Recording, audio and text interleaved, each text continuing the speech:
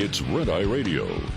Gary McNamara and Eric Harley talk about everything from politics to social issues and news of the day. Whether you're up late or you're just starting your day, welcome to the show. From the Uniden America Studios, this is Red Eye Radio. Hello and welcome. He is Gary McNamara. I'm Eric Harley. Hey, look, it's a Thursday. Gary, what's happening? Stop the presses. All right, stop the presses here. For those under 80, now, press was a... I know there was a ton of news yesterday, but this is something that goes back, I don't know, 8 years maybe? Mm-hmm. Maybe even longer than 8 years? 9 years, 10 years? And this relates to you. In our pre-show meeting, I didn't tell you about this. All right. I didn't tell you this was a story I was going to read and start off the show with. Yeah. Because I wanted just to see and hear your reaction to this. All right. I was busy chasing field mice out of the room, but yeah, right. Okay. Now, normally, coffee is not, a huge political issue.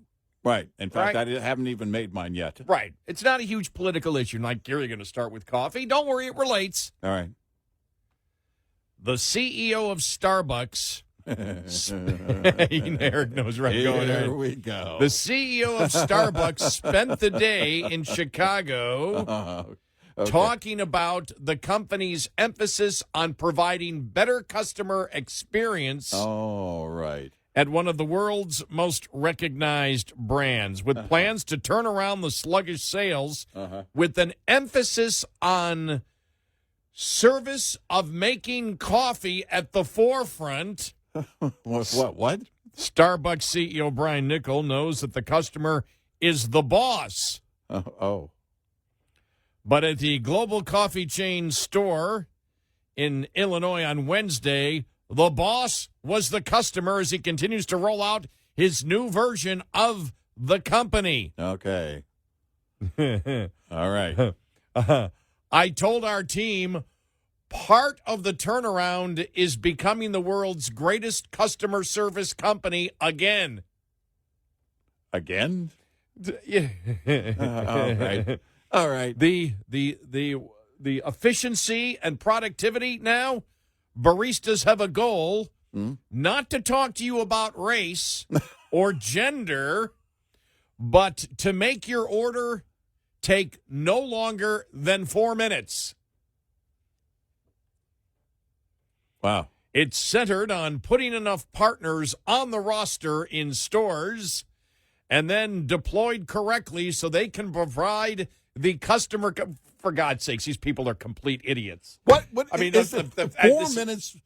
Is it 4 minutes per coffee? I mean, I want to know the breakdown here. If you're going for the office, you're going to make an office run, because Jan in accounting, she needs her coffee in the afternoon. Now, you're going to go make her coffee run. They said order. Yeah. All right. Right. So get the order. Is that an average of an order? Is that how many coffees in that? Because I don't know. 4 minutes seems that's not the point. Seems like a long time to me. Right, but to me, that's not the point. The point is what you brought up a long, long time ago. Because remember Starbucks first started? What was the first thing? Wasn't it no concealed weapons allowed in our store? Uh-huh. Well, you wouldn't know it to begin with anyway, but that's where it started. And then it got to race, and then it got to gender, and it was just a complete nightmare. And now they're saying, and I remember, this is why I brought this up, is because you're the one that said, coffee. Well, they need to just attack it like they would, mobsters who are in the drug dealing business. Hey, you got an addiction to this stuff called caffeine. We sell the caffeine. It's very expensive, but you want it? We got it. Get in line. And shut up. Quit crying about it. It's coffee. But this is where I go when I read the story, though. Because it's like he's explaining it to the media as if everybody's a complete idiot. Well, and I think even in his explanation, my point on the 4 minutes is he's saying, "Oh, customer, don't ever say 4 minutes to somebody. In fact, don't say any amount of time when you're promoting that you're going to be better at customer service. Don't put a clock on it." This is again. It's very simple. None of it is necessary. We make coffee. You like coffee? Come on in. Tell us how you like the coffee. We'll even put your name on the cup. Doesn't even have to be your name. You can say your name is Beelzebub, and we'll write that on the coffee cup. I just love how it's like, wow, what a new concept this is. So did you guys sit in a meeting and sit there and say, look, as a coffee company, we've had no success at all on trying to convince people on something about race or gender or gun control. We're thinking that... Or Israel. Or Israel. Did they get into Israel? Oh, no. That's exactly over since October 7th. You can point to that as a huge depletion of their same-store sales. Because when you had the protesters in the lobby, and then it was the union that came out, remember, the union tried to represent Starbucks by using a Starbucks-like logo when they posted something, and Starbucks had to come back and say, whoa, that's the union, that's not the company. Well, you guys let the union in the door, there you go. And people started saying, I don't want to encounter that. It didn't even matter which side you stood on, whether you were radical or not. People didn't want to show up for their morning ritual. Oh, yeah, I forgot. And have somebody shout in their face. Yeah, I forgot about that. There it is. Starbucks Workers United Union sue each other in a standoff over a pro-Palestinian social media post from the union account. What Starbucks has said about the conflict in Israel, whatever. I'd forgotten about that. That was a big part of their decline. I forgot about the Israel thing. Because I think, I don't know if it was the straw that broke the back. I don't know if, the last of, okay, look, we're done with a company that has to have some kind of, I don't know, higher purpose. We need coffee. That's what we're here for. I don't know what it was with the customer, but the customer base changed at that point.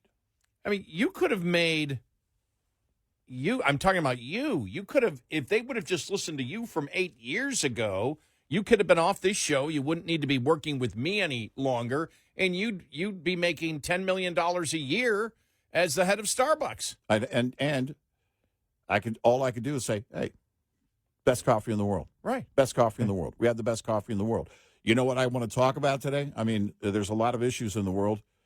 But no issues get started without coffee. Did you know that, in fact, the voting system started, the basis for the voting system is when pubs quit serving alcohol in the morning and they started serving coffee? People started talking, probably too much, but then all of a sudden the modern ballot system, I saw this on, what was it? Yeah. On History Channel. I've seen that too, what was it? What was that series? Anyway, and it was Modern Marvels, I think it was. And they said that because people were talking more, not just sitting there, sloshed and crying in the morning, they started talking about, the local affairs and, the affairs of the society and everything else. And then they started to pass around little ballots and have this idea of, well, wait a minute, we could all just write something on the ballot. Nobody knows what, who is writing, and we pass it down, and then we can take a look at what people actually think without having to stand up and say it and being called out for it. I mean, this was, so there are so many avenues you could go down, but it's the basis of your day. America loves coffee. We're the best at it, we believe. And if you don't like the way we make it, we'll make it the way you want to make it, and we'll put your name on the cup, and you can go, oh, by the way, you want to come back in the afternoon for a treat? We're still here. This is, you and I have talked about this, this goes back a long, long time ago, even when we were, when we weren't working together, people that would call the show and say, look, I'm only a plumber, or I want to give my opinion, but understand I'm only a plumber, I'm only a truck driver, or I'm only, someone who is an overnight janitor. And we don't get that anymore because we stopped it. We said, don't say that. Right. That's what they want to hear. Right. They want you to think that these concepts are way above your head, and so you need them. Right. Because they're the ones that have this intellect that is so much greater than any of you peons out there. Mm-hmm. And what you find out, and the one beautiful thing, I mean, there is one good thing about getting old. When you're younger, even when I was a young talk show host, politicians would come in and I'm going, wow, you know, these are people that have accomplished something, and these are people that, you know, have higher intellect, or you bring in professors and everything else, and then you realize these people are, I was going to say idiots, but morons. Exactly. That changes morons. Because of you yesterday. Yes. They're morons. They're complete morons. And you see the same thing here. And again, I just go back to, and we had talked about this yesterday or the day before, about how people actually sit. These people sit and this was about the Democrats really on crime, that they actually sat in a room and said, we need to fight Donald Trump. We need to be pro-crime. We need to be open borders. We need to be pro-Hamas. We need to sit there. Okay, we think that this is a great idea. Let's tell everybody that we believe that a man can be a woman if the man says so. Wow. Anybody object? No, that's genius. And the same thing here with Starbucks. For years, they're sitting in a room. Yep. For years going, how do we turn this thing around? What do we do here? I mean, what do you know? I think they're consuming too much of their own product. They're sitting around, you know, they're all hyped up on coffee, and then they think they're Superman. They think that they're a deity. They think that they're, you know, that they hover above, you know, like Obama. Yeah. You know, and that you know, they can show society. In fact, not only show society, they can morph society into something that, calm down, the caffeine is going to wear off. And you're going to be a mortal human being again here in just a few hours. They became Kramer on coffee. Remember the one time he just... Right. Exactly. He's walking down the street. They had it. Remember the scene he's walking down the street on the coffee? That impression was just brought back the memory completely. But I always wondered, did they actually have to speed up the tape to do that, or was he actually walking that fast in the way that he was? Where's George? Kramer, you got to lay off the caffeine, for God's sakes. But that's the thing, you know, we think that, we assume that because people are in a higher position, you know, that or a position that the culture looks at and says, these are the highly educated people. These are the people that run society. And you actually believe, especially when you're younger, you believe that these people have some type of, you give them credibility that they have not earned. Right. And I think one of the perfect examples is, think about this, the leadership, the liberal leadership in this country. And at times, you've had Republicans, too, do this, but it's from the liberal point of view. Mm-hmm. So the labels of political parties don't matter. And this is the one that boggles the mind. Think about this. We had a society that could sustain consistent energy for everybody in their homes to live a good life. And now all these states across the country are panicking. Earlier this week and late last week, we talked about the whole problem with New Jersey, how they were completely and totally self-sufficient on energy. Murphy came in, they started cutting coal plants, gas-powered plants, moving more wind and solar, and now the price of electricity has skyrocketed, and now the concern is, in the United States, think about this. These are the morons, I got to use your term, not idiot, morons, idiots, that actually run the country, and they sat there and they said, let's shut down the consistent form of energy and let's put in inconsistent forms of energy that will skyrocket your electricity prices. By the way, Obama said that was the goal back in early 2008. Yep. Yeah, February of 2008. Right. That was the goal. Under my plan of cap and trade, electricity rates would necessarily skyrocket. And the people of the United States fell for that crap. Yep. Obama. This guy's some type of genius. He's the smartest man in the world. He's a moron, intellectually. He's out to break you. How's that Obamacare going? Is that nice and cheap, right? It's nice and inexpensive, isn't it? Said nobody. But yeah, that's I just when I saw that story, I'm thinking again. I just go right to people are sitting in a conference room. Yeah, yeah, and they're like, "What do we do to turn this around?" You're building 2 stores on every block.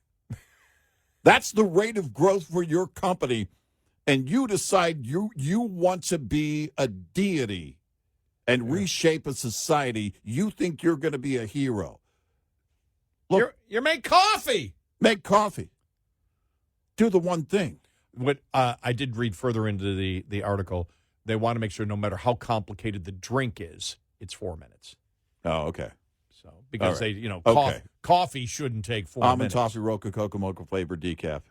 Well, what I used to get before with oat milk, before type 2, locally sourced, fair trade, caramel frappuccino, organic.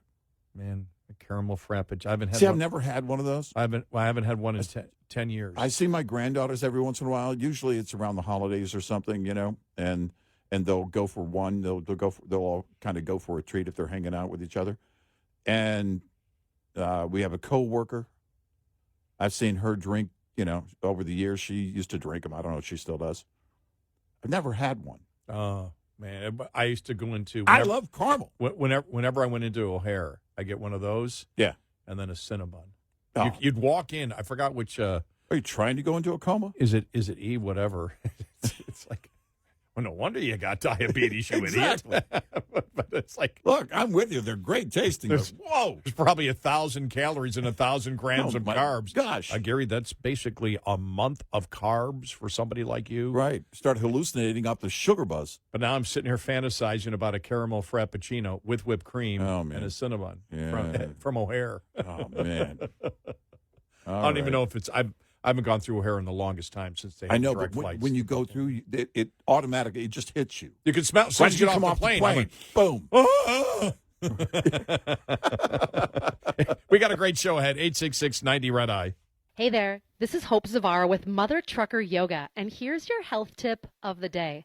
Healthy driver, healthy diesel, powered by Howes. Lower back pain is one of the most common complaints amongst truck drivers, with over 50% experiencing it regularly. Let's fix that. Sit up tall in your seat, inhale and arc your lower back away from the seat, like there's a pin behind you you're trying to avoid. Now exhale, round your back, and tuck your tailbone under, just like the shape of the letter C. Repeat that movement 5, 10, even 15 times until your lower back and hips start to loosen up and feel ready for the road. There you go. Small, simple changes can lead to big results so that you, my friend, can feel good again. Visit mothertruckeryoga.com and howesproducts.com for more tips and support. Coming up, more with Gary McNamara and Eric Harley. It's Red Eye Radio.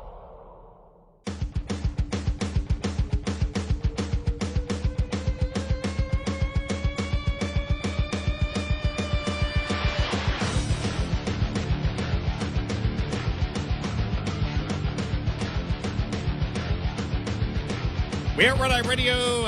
He is Eric Harley, and I'm Gary McNamara. Coming up on the show when I woke up, I've been doing a cram course and trying to figure out all the new stuff that John Solomon has released over the last couple of days. Oh yeah, all the stuff out there, about the conspiracy against Trump and Russia collusion and across the board, just all the new stuff. And I'm like, man, this stuff's being released so quickly, but still the media is obsessed with the whole crime issue and Trump in D.C., so we will get to that here in a little bit. You had Chris Matthews. It's like Chris Matthews said the Democrats are falling into the trap of defending what's indefensible. Yeah. Pro-crime. Right. We'll get to that. Plus, the congresswoman who says lawmakers have evidence of interdimensional beings. Luna. All right. So we'll get to Here we go. That and a whole bunch more.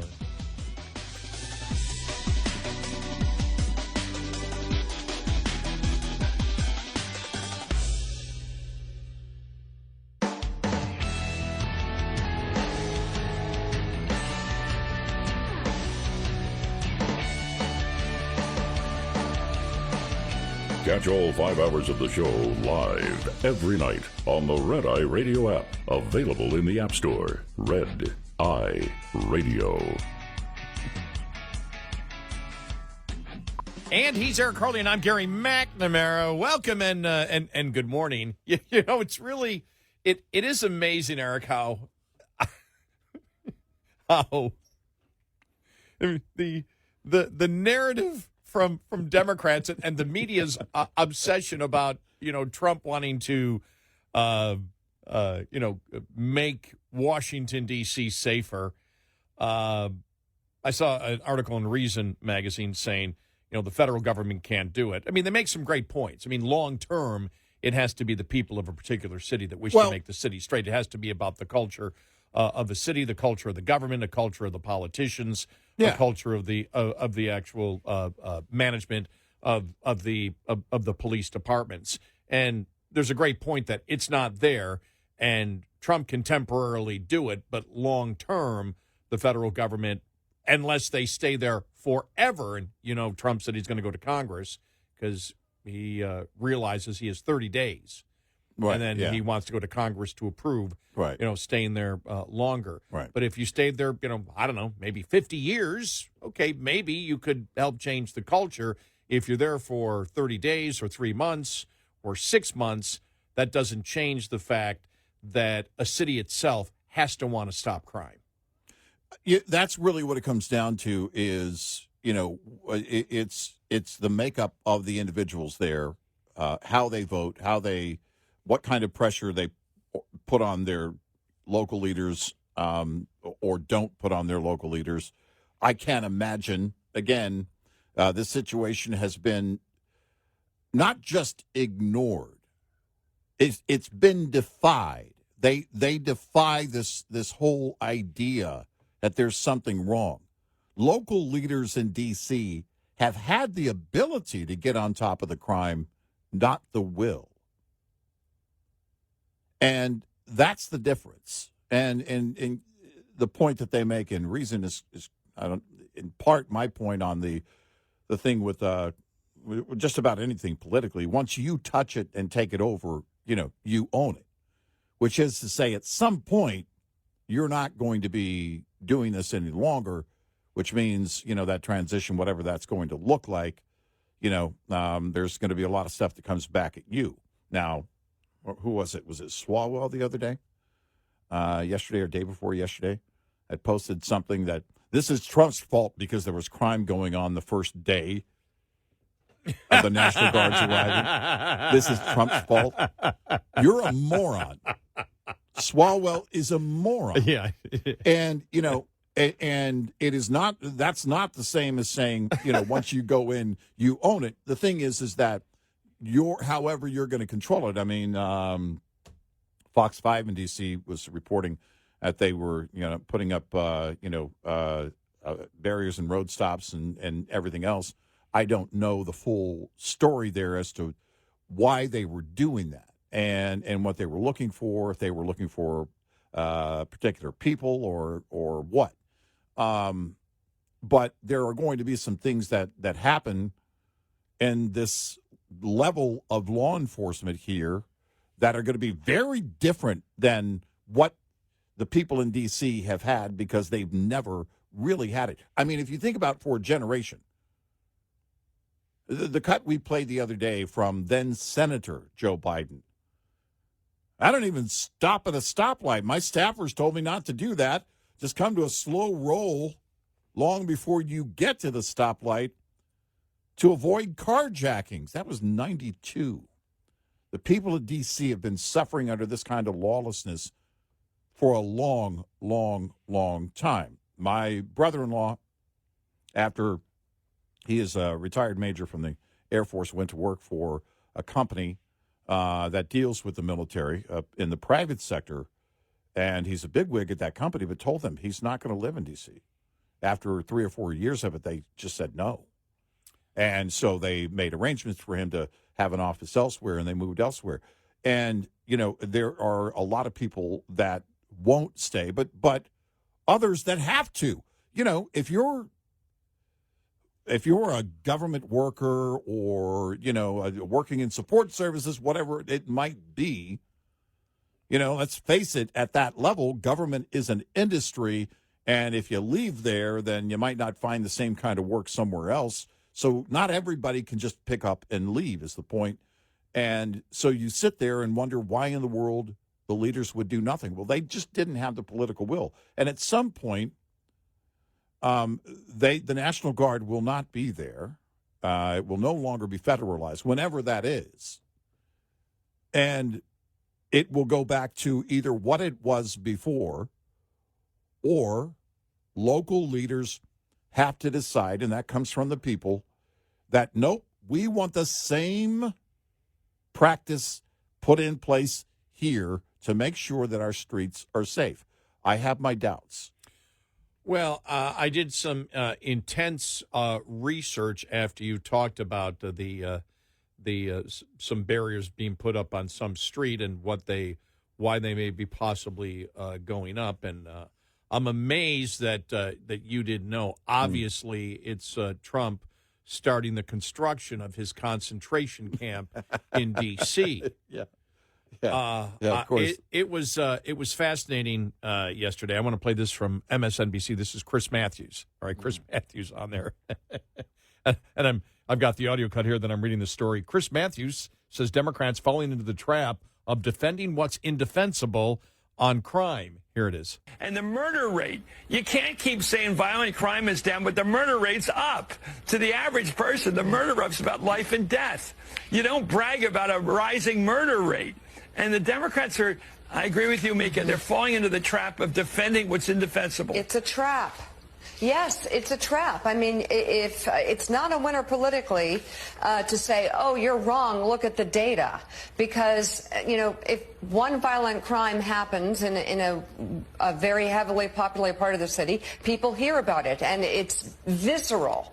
They don't want it. And it's not a trap. I mean, I understand that it is a trap, but in reality, I'll put it this way. Yes, I can look at it because the Democrats are so insane that it's a trap, but it's only a trap because the Democrats are insane. Yeah. Because it's, do you want crime? Right. No. Well, yeah, we sort of do. And the Democrats, and this is where I would say, no, wait a minute.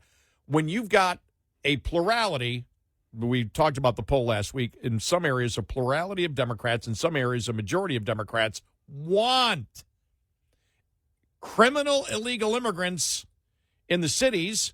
Why is it such a jump to say, well, geez, why do they get the rights to commit crimes and we protect them and we can't commit crimes? We should be able to commit crimes too. So let's make this a crime-fueled city. Let's just go all in.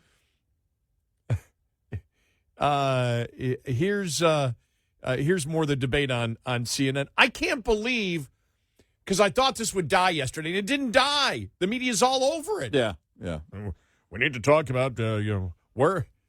What you need to do is let's find the people that are pro-crime. Yeah. Let's go out on the street. We haven't been able to find any pro-crime people here at the moment. That's one of the problems when they interview people. They can't find anybody. Well, no, I understand what Trump is doing here. Right. But this is some of the debate on CNN yesterday. Here we go.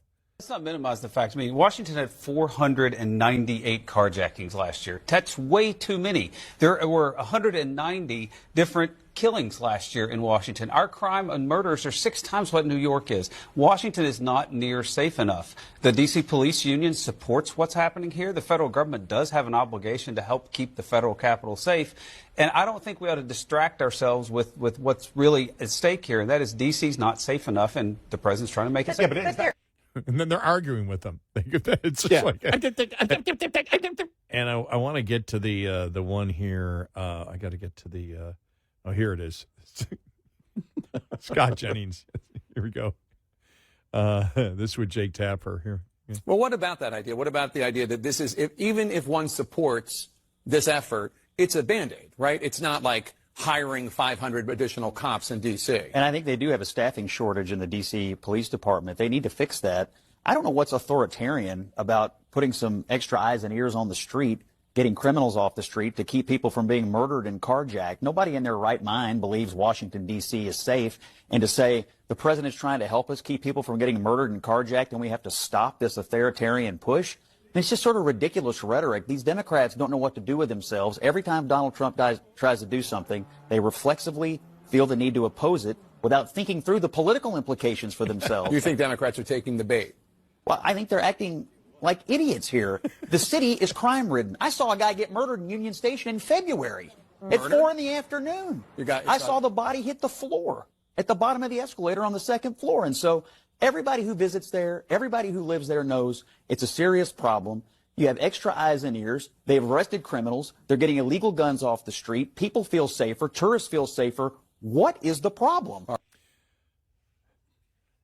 I think the problem is the redistricting argument didn't work, so they had to jump on something else, and they don't know where to go to freak out after this one. There's not a new topic to freak out about. There's not a new TDS moment that they have, so they're still sticking with the pro-crime narrative. Yeah.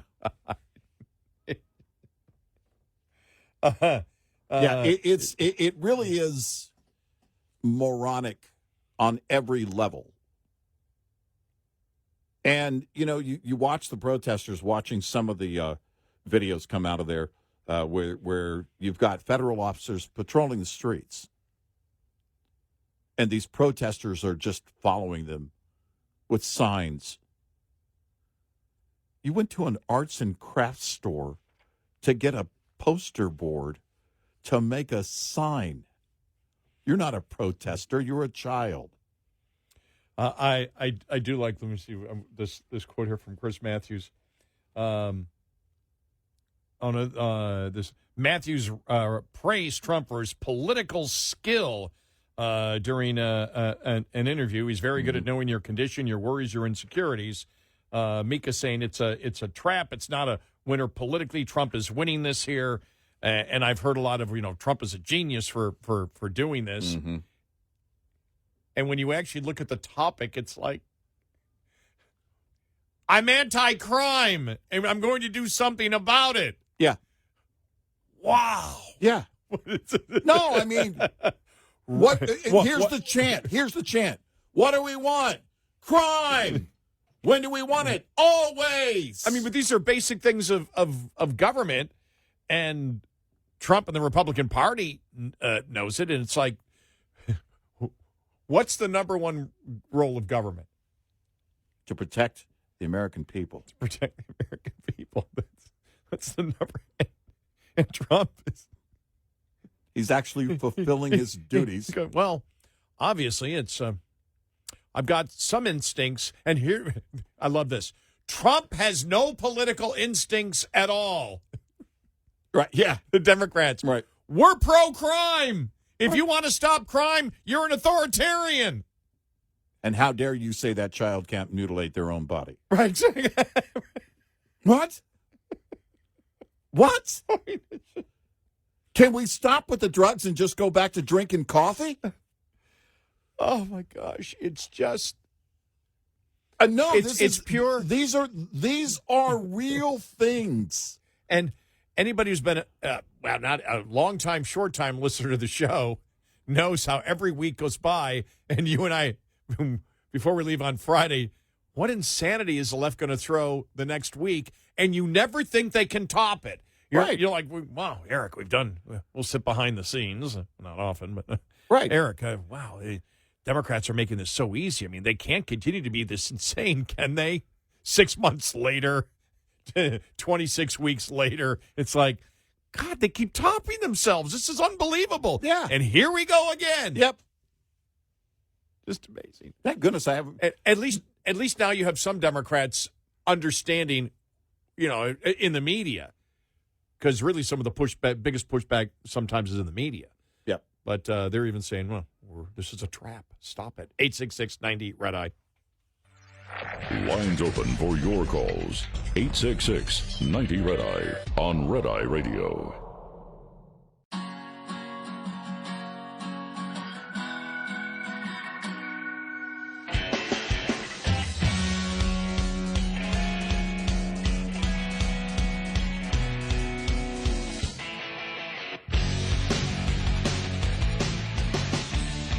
We are Red Eye Radio.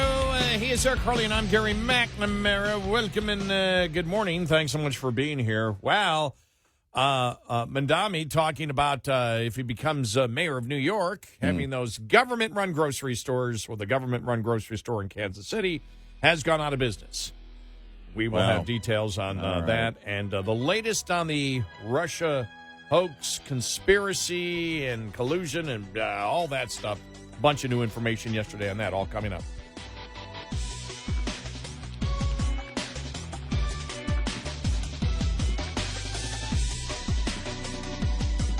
Top of the Hour News is brought to you by House Products. Visit houseproducts.com. This is Red Eye Radio on Westwood One.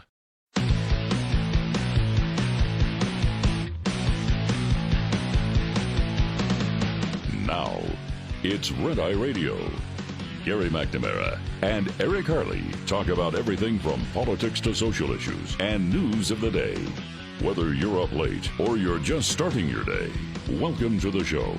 From the Uniden America Studios, this is Red Eye Radio.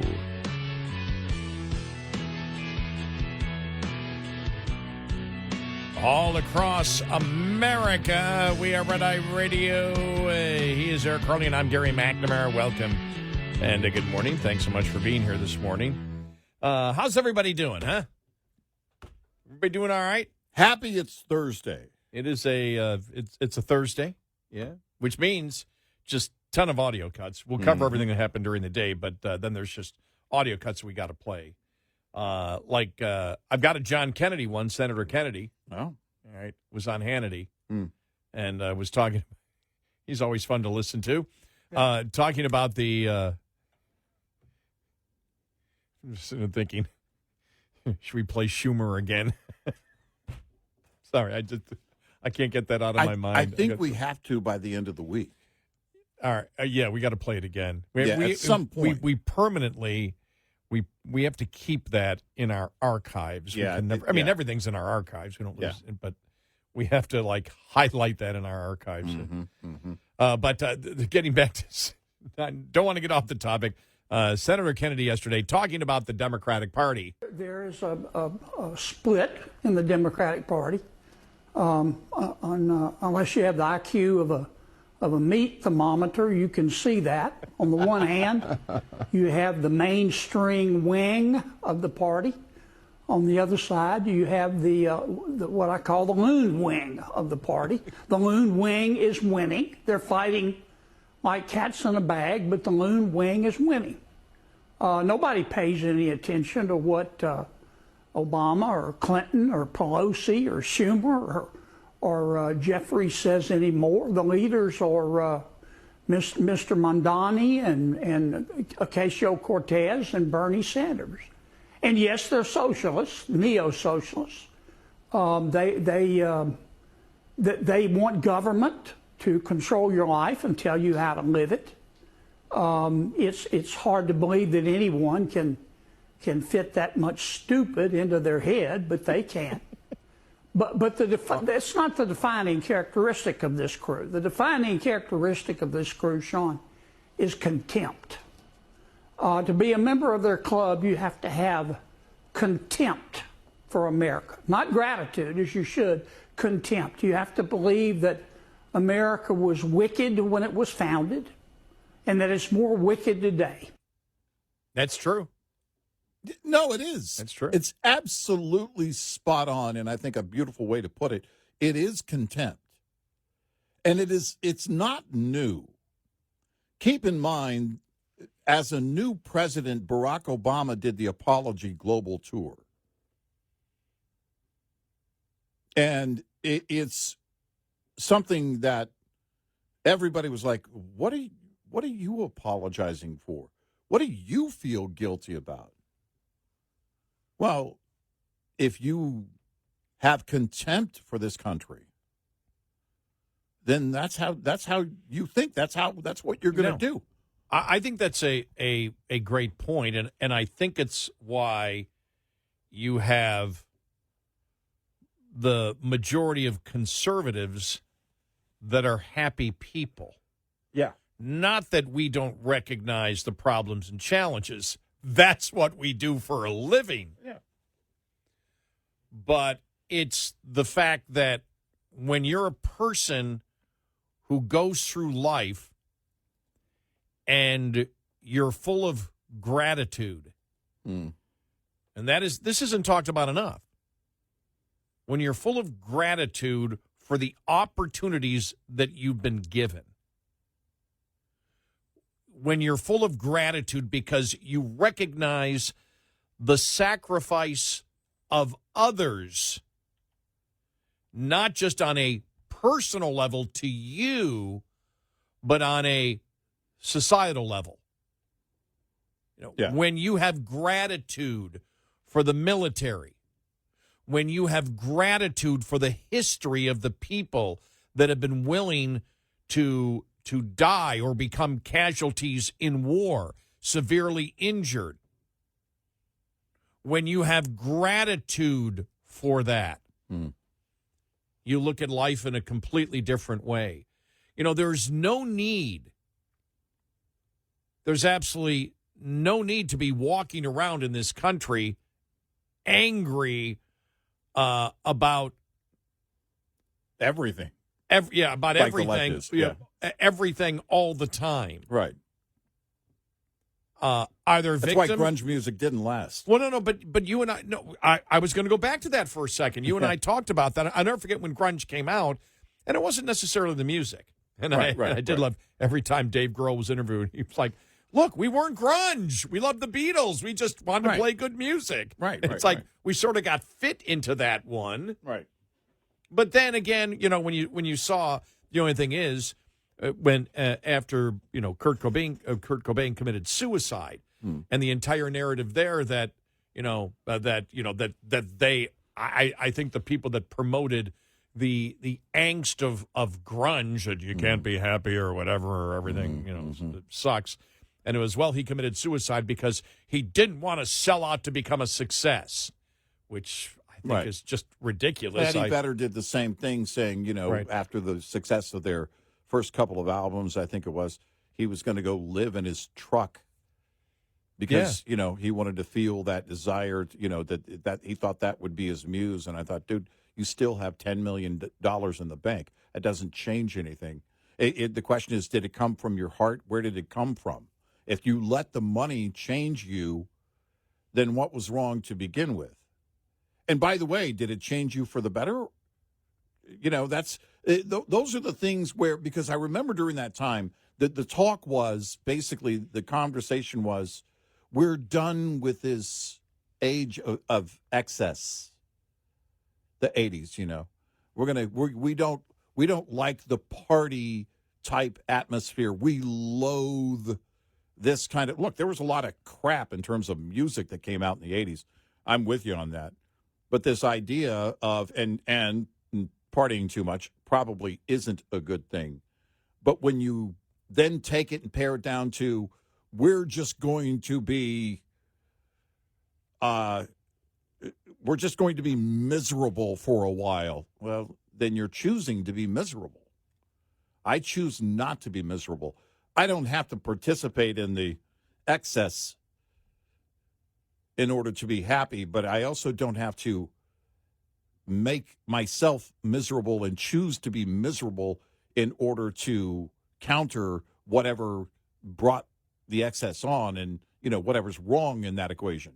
It's this is where the left, I'm watching, some videos during the breaks, and I don't know, for a few hours now, I've been seeing a bunch of videos come out of D.C. These protesters following, they're just walking along with these federal cops that are patrolling on the streets, and they're just trying to, and I'm convinced many of them, all they're trying to do is get their social media hero status lifted.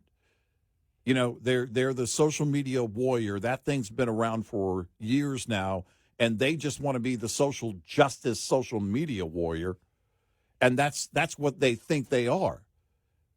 They don't focus on real things in life. They only focus on their contempt. And if you choose to live like that, you're always going to choose to be miserable. Stay away from me. Well, that's right. As conservatives, when we look at the Declaration of Independence and we see the pursuit of happiness, we are going to pursue happiness. We will, we'll deal with all the challenges that happen, but there's such a tremendous amount of gratitude, and I think that's one of the biggest differences in many people's lives is gratitude for the simplest things. When you, and I'm not talking about money. My first job was cleaning toilets. Mm-hmm. I was the happiest SOB alive when I got my $13 check. It was just gratitude to be able to understand the society that I grew up in and the people that sacrificed so I had freedom. Everything else is my responsibility to get. Now, there are people, do I know people that are victims? Yeah, but I look at it, when I look at the gratitude I have, so much of the gratitude is the fact that I grew up with people that I could trust. There are people that don't have that. That's a tough road to go down when you're a young person. There's been things but I have a tremendous amount of gratitude for those people in my life, and I understand that my job and my responsibility, but also my joy, is to give that to other people. I talk about this, my friends all know this. I used to, whether it was relationship or whatever else, in my life, I always was worried about, can I trust somebody else? And I realized that so many of those people, not all, but so many of those people, that I went, can I trust them? I realized that the reason I was asking that question is the majority of them were growing up in a life where they never trusted anybody at all. Mm-hmm. So the goal becomes to become the person, you become the person that they can trust. And because I know what a gift that was, for me. But that's part of the gratitude that I have in life. And I know you're the same way. Every day we wake up. We talk about different jobs. This is the hardest job I've ever had. Not anymore. But starting this was the hardest job I ever had. And it's an extremely it's extremely tough. The first really, I think 15, 20 years in the business. For me, it didn't become, and David Lee Roth, and we've always talked about the 10,000 hours or 30,000 hours once you do it. But it's true. The repetition makes it so it's easier for you. I got friends of mine that are still working in their late 60s, early 70s, and they're in business, and they're driven by it. They love their business more now, what they do, even though it's not like what we do, which you can look and go, it's got to be so much fun to do this job. It is, but when you have to do it every single day, and you're doing it and now for me, 43 years, you sit there and every morning you wake up, and it's just like, it could be, oh, man, here we go again. And it's not. It's like, yeah, here we go again. There's so much gratitude that I have for the people that have trusted me in this business. There's so much gratitude for the people that I meet in life that, I've given trust to and they've given back to me. But really, when I look at a nation as a whole, society as a whole, for those people that have been willing to sacrifice their life, everything in order that I can experience freedom, I would feel like the biggest scumbag on the world if I wasn't a person that was full of gratitude. Doesn't mean you don't get passionate and at times angry because of the idiots that exist out there. But the fact is, when you're full of gratitude, I think you look at society in a completely different way. How the hell, you just tell me you're looking at the videos, how the hell do you protest people that are only there to protect you and stop the criminals? What type of perverted mindset, what type of brain damage do you have? What have you gone through in your life that you protest something like that? Who sits there and says, of all the problems in the world, what do we got here? Doggone it, these people are here to help stop crime. Let's go after them. What the hell's that about? Who are they going to call if they're being brutally assaulted? I know. It's just they're being carjacked. And I do think it comes from the victimization, the brainwashing of victimization that the Democrats have been expert at. Because that's the entire thing. The entire thing of the Democratic Party is you're a victim who can't make it unless we're there for you because of the billionaires or whoever the particular oppressor is of the day. And if you've been a short-time or long-time listener to the show, you know that we've broken down the fallacy of the Democrats with the victim-oppressor relationship and where they are right now, where they can't get unity. It's because their whole goal is not to create unity. It's to separate people from one another, where you're a victim, you're an oppressor. And you're in a new class of victimhood tomorrow, which means that all the people that were in your class yesterday are now your oppressors. And this has been going on for a long time. By the way, this applies to D.C. because they're saying that the people, essentially, the criminals, are victims. They're giving deference to the criminals. So this is some kind of victimization. And the same thing with what's going on in Texas and redistricting. Because they know they are on, I firmly believe that they know they're in their last years of this kind of behavior. Because eventually, what do you get down to? Well, you can't even get a group together to protest. I'm here for a different reason than you are. And this is what it's coming down to. They're losing because they're being divided every single day. And at some point, you're just going to have individuals. And I think they see that coming. In Texas, I know they see that coming. They're trying to defend identity politics. Mm-hmm. They see the death of identity politics on the horizon. I can't tell you when it's going to be, but it will get to a point where, and I think it's getting to that point already, where it just isn't working. Not that they won't try. 866-90-RED-EYE. Brought to you by FPPF, Fuel Power Max. The IFTA tax program redistributes tax revenue to states based on your actual miles run. Thus, the truly cheapest fuel can only be found if you subtract federal and state taxes and state surcharges from the pump price to compare. The strategy means that you buy without regard for whether you are paying more at the pump in taxes. IFTA also considers state surcharges, which complicates the fuel buying strategy. Indiana, Kentucky, and Virginia have per-gallon surcharges. Connecticut, Kentucky, New Mexico, New York, and Oregon have per-mile surcharges. While some owner-operators buy only enough fuel to get through surcharge states, this practice can backfire, depending on the actual cost of the fuel in each state.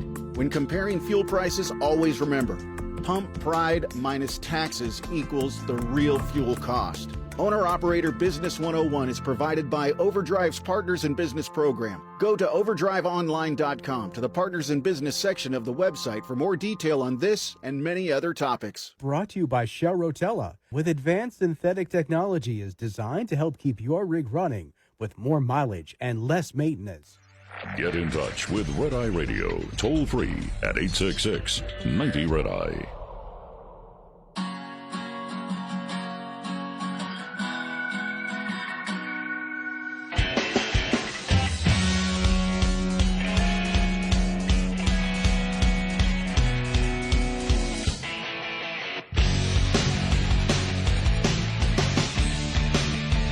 We are Red Eye Radio.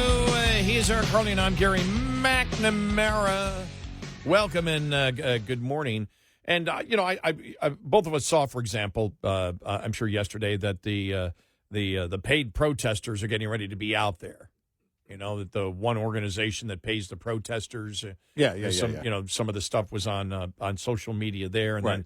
Then looking here, I'm just like breaking. Crowd of D.C. residents is angry at federal law enforcement. You know, and the D.C. police right now. And I'm thinking to myself, go ahead, do that. Sure.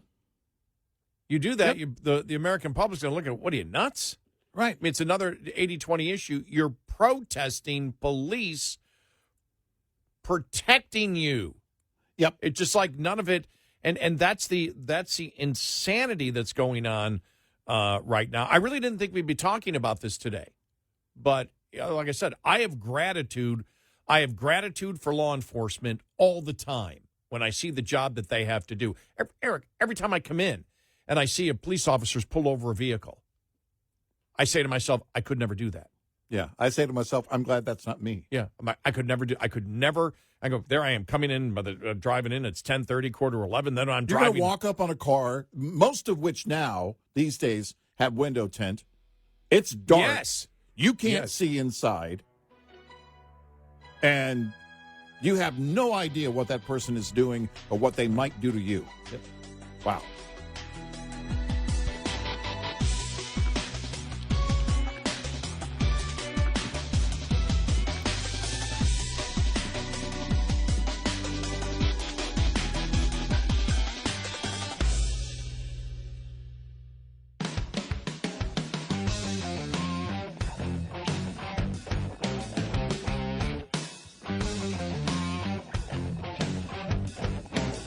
Observing and analyzing the insanity.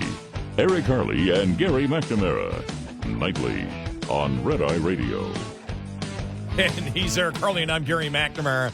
Download our Red Eye Radio app today, and you can listen when and where you choose. Deep Voice guy saying, analyzing the insanity. Yeah, well. That's what it's come down to. We're trying. But that's what it comes down to. That's exactly our job now. It's not even... We're not having political discussions. There's a rational thought on the other side that deserves discussion, and I'm going to spend an enormous amount of time defending my position against the other position that might have 3 or 4 good points. That's not what we're doing anymore. No, it's not happening because the left doesn't want a real political discussion on the issues. So we're left to just sit here and analyze the insanity. That's what we do. The whole I think gratitude thing is when it doesn't matter whether you're a victim or not. When you say, somebody's done me wrong, doesn't change the path that I take in my life. Right. You know, the way out is do whatever you can to grab the opportunities that freedom gives you, no matter how small they are. Mm-hmm. All right, other stories out there. That city-run grocery store in Kansas City that got more than, I've seen 2 figures. I've seen $29 million in taxpayer dollars and $18 million in taxpayer dollars. Mm-hmm. Sun Fresh Market opened in 2018 in the city-owned Linwood Shopping Center, part of the Community Improvement District. The shopping center received a multi-million-dollar renovation budget about 10 years ago, according to National Review, as part of the city's revitalization efforts on the east side. But after months of bare shelves, severe crime problems in Kansas City, and what one reporter described as a rancid odor connected to an improper drain maintenance, Sunfresh has shut its doors. Unfortunately, due to unforeseen circumstances beyond our control, we can no longer at this time be able to serve the residents of this important community, the sign said in front of the store. For years, the city was happy to be a partner, said the Kansas City Mayor, Quentin Lewis.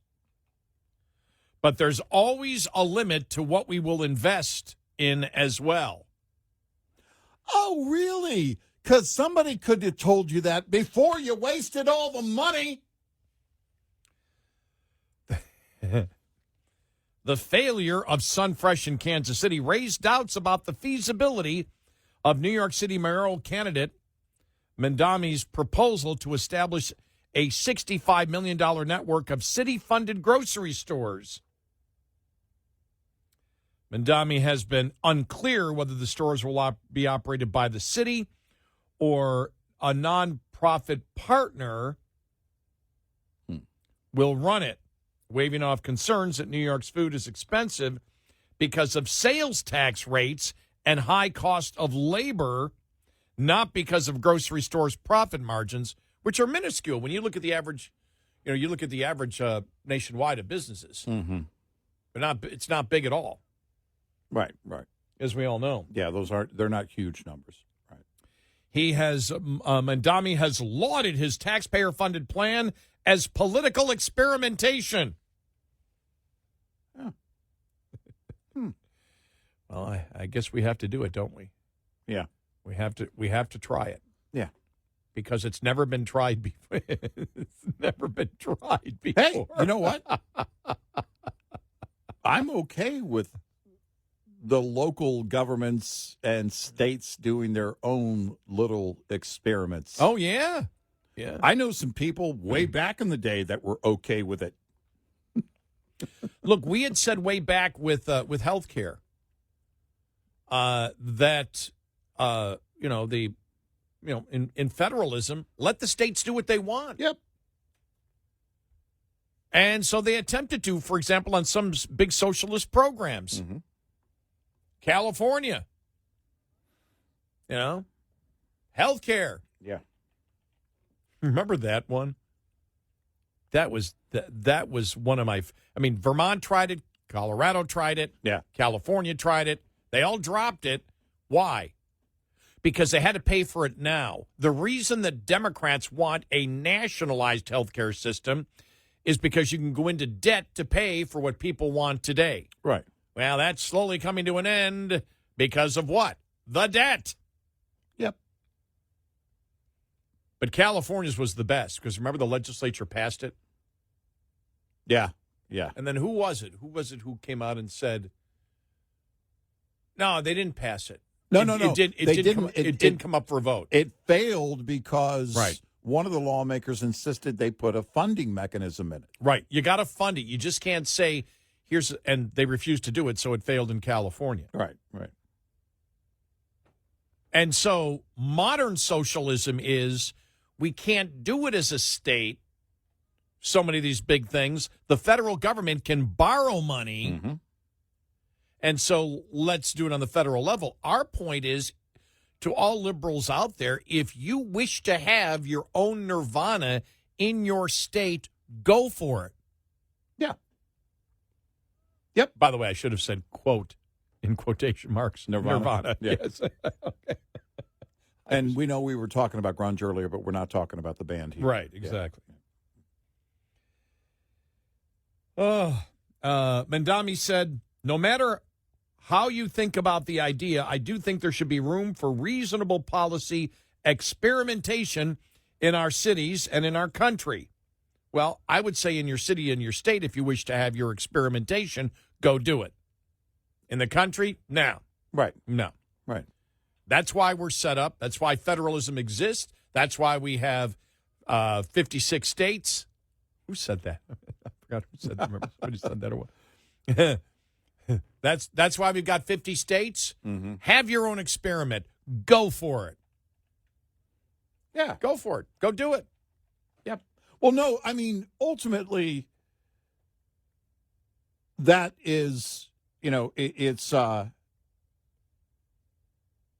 the play is let's push for it on the local level and then insist that it take off from there to get to the national level so that we can afford it. That's been the play on many liberal agenda items for California. Let's do this, and then let's see if we can get this pushed at the federal level. Because you don't have the money to make it happen. Sorry, Mamdani. Now, Kansas City will still look for new potential operators to continue running the store. Yeah, who would those be? Sunfresh was operated by a nonprofit, Community Builders of Kansas, which said in a statement that the organization has worked tirelessly to provide food and necessary services to the urban community. Well, I think that's what the problem is. If you can't make it with the nonprofit, the city should take it over directly because that would work better. Yeah. Let the bureaucrats run the grocery store. That's right. Don't you think? Yeah, because why farm it out to a nonprofit? That's extra redundancy. Have the mayor's office run it himself. Have the city run the grocery store. Now, for the patrons, they're closing at 5 p.m. every day, and they won't be open on weekends. Yeah. Despite the cash subsidies from the city, Sunfresh has struggled to break even, likely because of the steep cost of maintaining a security presence at the store. Yeah. Police frequently fielded reports of fighting, drug use, and public sex around the store. Well, 2 managers quit last year over hazardous working conditions. Well, then, but I don't believe, though, that they need to they need to subsidize it more. The criminals, if illegal immigrant criminals can run free, then citizen criminals should be able to do whatever they wish to do around the grocery store also. right. And it's just sex. It's just...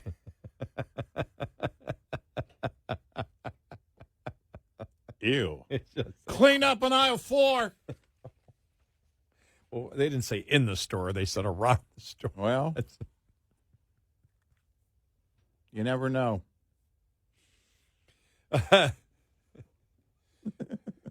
Clean up in produce.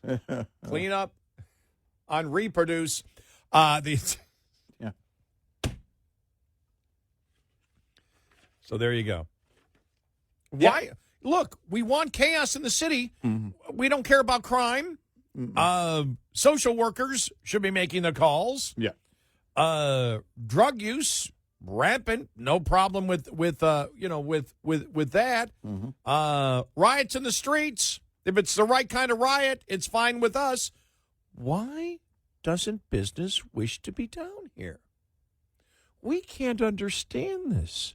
Maybe we need to have a business meeting, just like the people of Starbucks did when they finally realized we need to sell coffee. Yeah. What's our goal? What's our goal here? What's our muse as a coffee company? Addiction to caffeine. But yeah, it's just like, well, we don't have the crime problem figured out, and if we've got crime, and that's the discrimination of businesses. They don't want to be in areas where there's high crime. Yeah. God, it's just insane. I want to hear Deep Voice Guy again. Analyzing the insanity. I read our radio. Analyzing the insanity. That's what we do here. That's what we do. That's our job. It sounds... Well, remember, I mean, one of the problems is, and we saw this since really 2020, the businesses closing in the cities because they didn't care about shoplifting. You and I said, for God's sakes, when the cities came out and said, well, from now on, you can steal $900, was it 900 here in Dallas? Something like that. And it was like, well, then you're not going to have businesses down there. Right. When you have AOC out there saying, well, look, these people are shoplifting, but the only reason they're shoplifting is because they need it, and, we shouldn't come down on them, well, then people are going to shoplift. Right. If people are allowed to shoplift and there's nothing done about it, businesses aren't going to stay in your geographical area. Right. And it's like, why not? Yep. They're greedy. Well, they should be giving 10% of what they sell just away. In San Francisco, that's what they were saying. There was lots of criticism for those businesses that said it's not safe for our employees anymore to come and go to work. So we can't stay here. By the way, it's not cheap for them to close a store. That costs them a lot of money when they have to do it. And there was actual criticism of those companies that were leaving. How dare you abandon the city? What do you expect them to do? You're not down there fighting the crime. In fact, you're doing the opposite. You're nurturing the crime.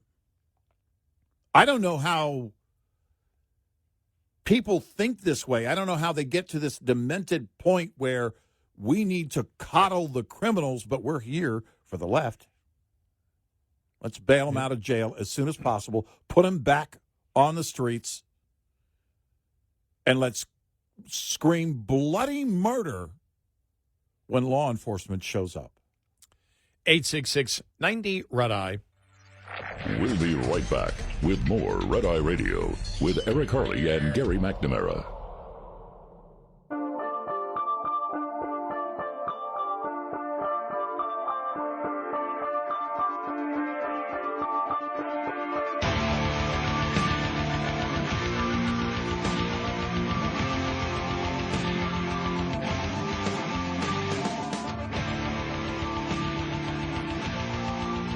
We are Red Eye Radio. He's Eric Harley, and I'm Gary McNamara.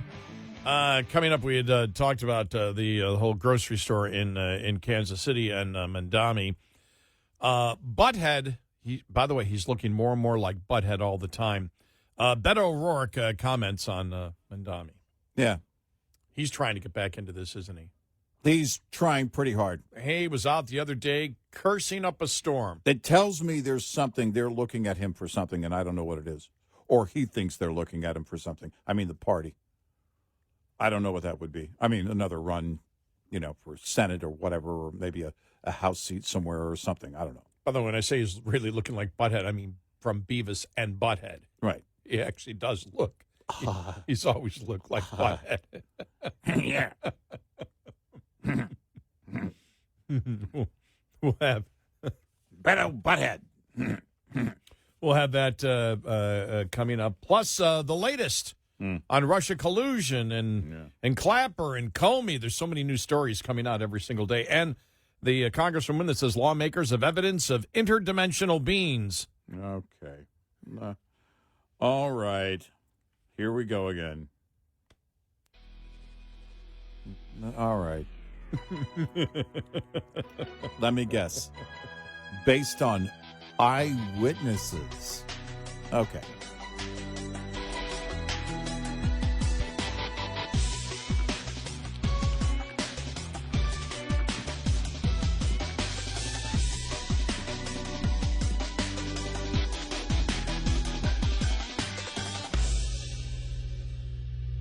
This is Red Eye Radio on Westwood One.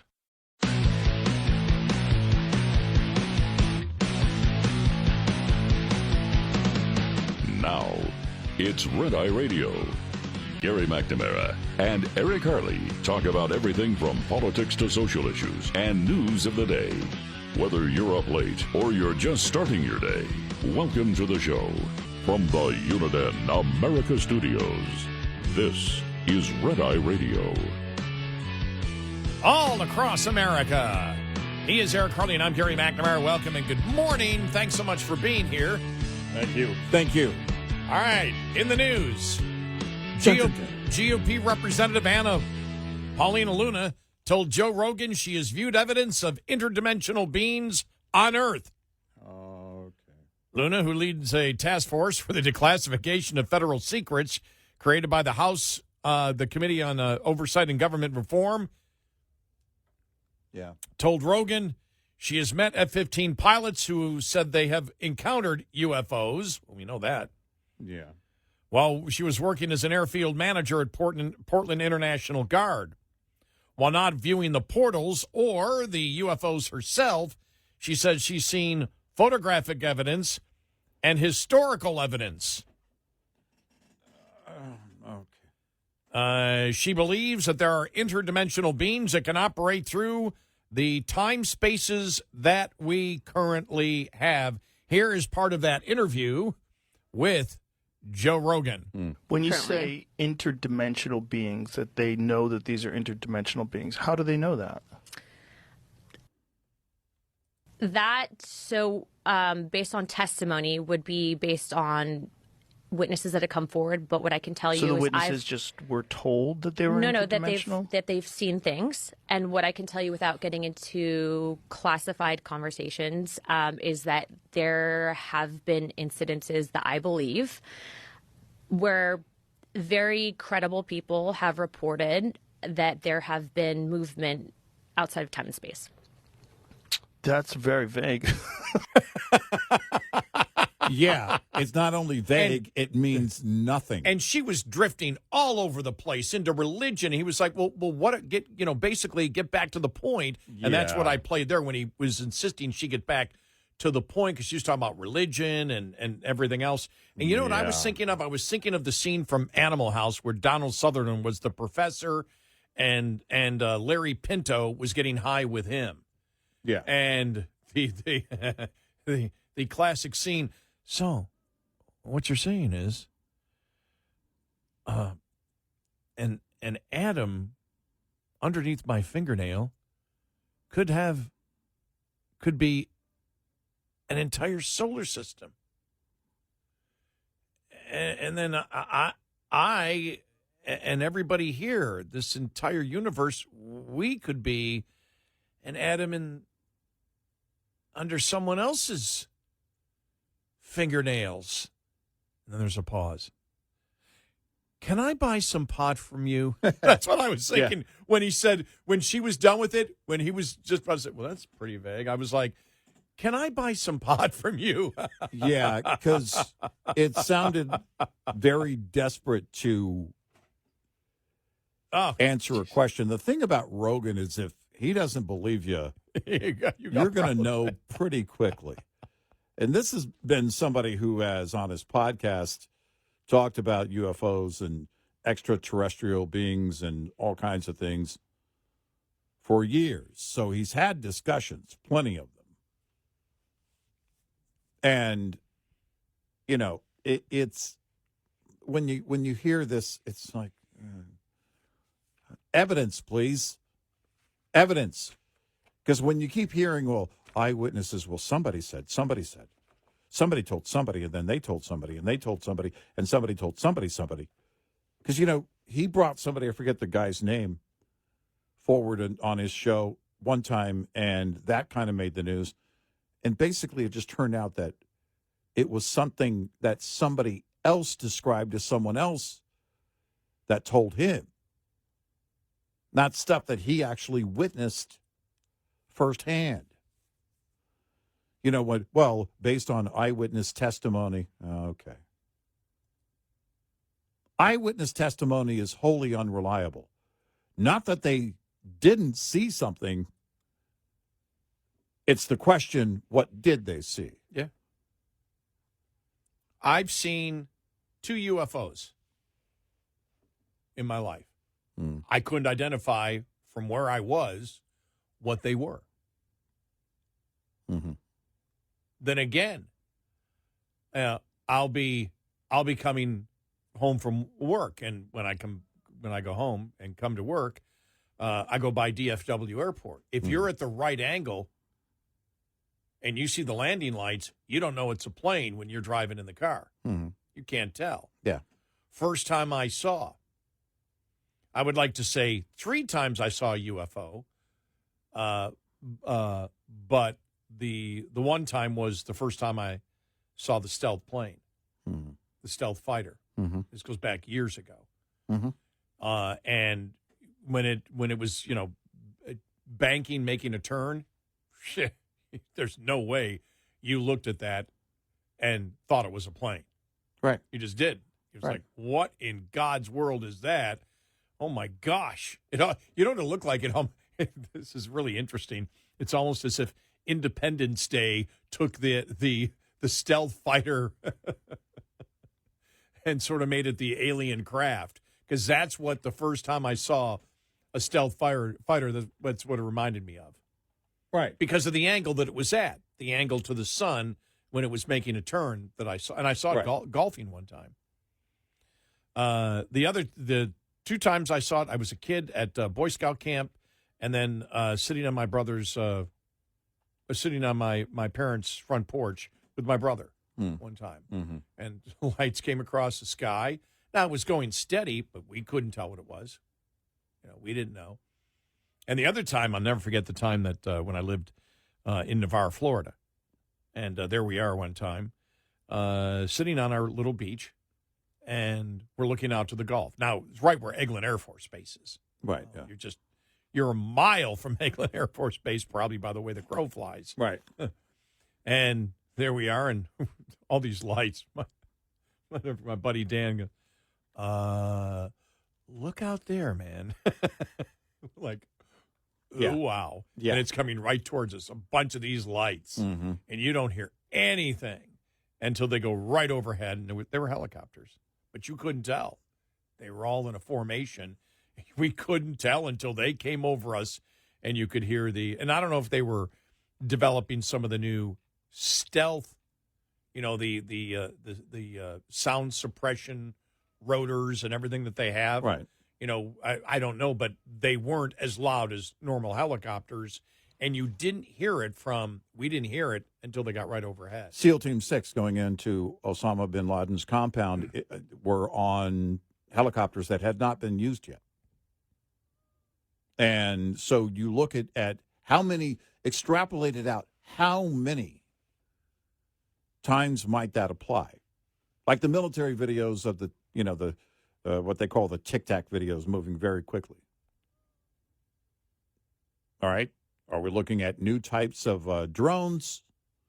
Because I look at the, the YouTubers who all have a drone for a camera drone. Oh, yeah. It's wonderful. It's the basically the quadcopter kind of approach, in those drones. And they make that whirring sound. To me, that sounds, or when I see one, it looks so archaic. Like, okay, we haven't come up with new technology, to go really, really fast from A to B. Well, for the consumer, no. But the question is, for the military, do they? And what would that look like? I'm not saying it exists. I'm just saying all the possibilities are out there of things that we don't know. And we always go back to the stealth bomber thing because of the nature of it. There were three possibilities. That was new, something new from the military. That was something extraterrestrial, or it's Batman. Yep. And, it was something that no one had seen before. And growing up on an Air Force base, a few different Air Force bases, and just having so much exposure to seeing those jets all the time, the fighter jets. Hearing the noise on the flight line in the middle of the night, to me is like I could go to sleep to that because it's just, for some reason, soothing to me. But I love looking at aircraft, the design. I know nothing about it, just fascinated with, wow, how do they make that happen? How do they make that work? How do we get in a metal tube and go across the country in a few hours? That stuff to me is still mind-boggling in terms of the technology that is used and also applied and on a regular basis, updated and refined to make it safer and more efficient. So then apply that to national defense or military on any level, and there could be a number of possibilities. I'm not saying what's happening. I'm just asking questions. Well, we know, when she talks about the history is the government wanted us to believe. Mm-hmm. That's been declassified. Right. The government wanted us to believe and wanted the world to believe they were extraterrestrial craft. Yes. Because they wanted to hide what they were building militarily. Right. We already know that. It's a much better situation if you've got a bunch of people in the desert, pulled alongside the road, and then pointing a couple of miles down the road. That's Area 51, man. That's Area 51. That's Area 51, man. Well, the fact of the matter is that, any kind of propaganda that gets people talking like that and off of, hey, what is our military building? Not what are UFOs building on Mars and getting here with, but what is our military building? Because if you started getting into that, imagine the public took that route, right?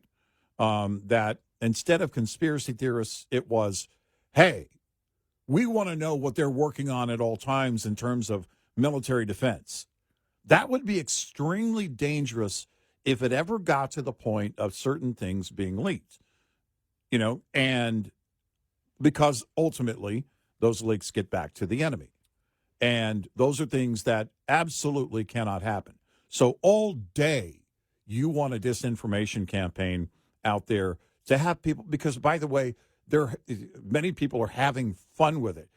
Drive through Roswell, New Mexico. Oh, yeah. Oh, my gosh. Yeah. They don't always have an outdoor festival. I think they do have an outdoor festival or two that, are about the UFO thing. Or you go in a little store and they have all these little, touristy things you can buy related to UFOs. You're keeping the minions busy. You're keeping the public distracted, because the moment the public starts seriously wondering and gets extremely curious, even demanding what the government is doing with their taxpayer money in terms of any kind of defense project, it can become dangerous. You know the best one that I remember? I think it was from Project Blue Book that they debunked, and it was someone actually they were able to rig up, get plastic bags and have some type of candle mechanism which was putting hot air into the plastic bags, tying them all together and sending up a number of them, and they would be floating, and there'd be a number like 5 or 6 of them floating, and there'd be a bunch of them, and they'd just be taken with the wind, going in different ways.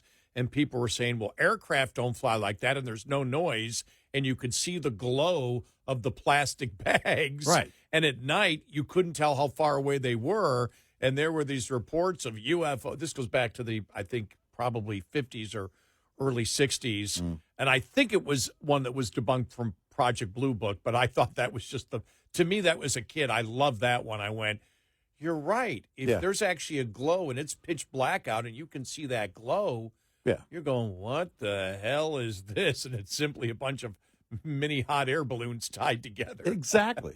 And you can see the glow in it. But I have no doubt that many of those, if not most of those eyewitnesses, have seen something. Yeah, but it ultimately comes back to the basis of, what did they see? Well, yeah, like I said, twice I've seen something that I can't identify. Doesn't mean it's extraterrestrials. It's something I couldn't identify from the vantage point that I was at. Right. But we've gotten to the point where UFO doesn't mean, well, I couldn't identify what it was in the sky. Right. Right, exactly. That doesn't mean it's extraterrestrials, but we've sort of come in our popular culture. A UFO means extraterrestrial. It doesn't. It means unidentified flying object, or what's the new one now? Was it UAB? Yeah. University of Alabama at Birmingham? Yeah, something. But so I just love it. But Luna was saying, I can't get into top secret stuff. If you said there was interdimensional beings, isn't that top secret? You're having a conversation about it. Right. You're saying I can't get into it because the other stuff's top secret, but you came to the conclusion. Isn't the conclusion top secret? Right. You're there to tell people about it. Right. So say it. Evidence, please. 866-90 Red Eye. Coming up, more with Gary McNamara and Eric Harley. It's Red Eye Radio.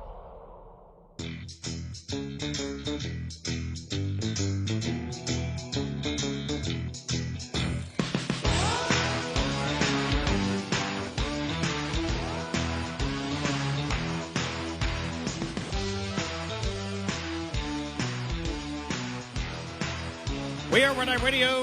He is Eric Harley, and I'm Gary McNamara. Coming up on the top of the hour, James Clapper, what happened in December of 2016. And when you look at everything that's coming out, and we'll get into it more specifically following the bottom of the hour, I look at this and go, all right, this is the Republicans putting out information every day that sets up the racketeering RICO conspiracy case. Yeah. Because that's apparently what they're looking at. So we will get to that. One more note, though, on Representative Luna and her interdimensional beings. I've always said this theoretically, that what is most likely, is it likely that extraterrestrials have learned to go at the speed of light? Have they solved that? Probably not.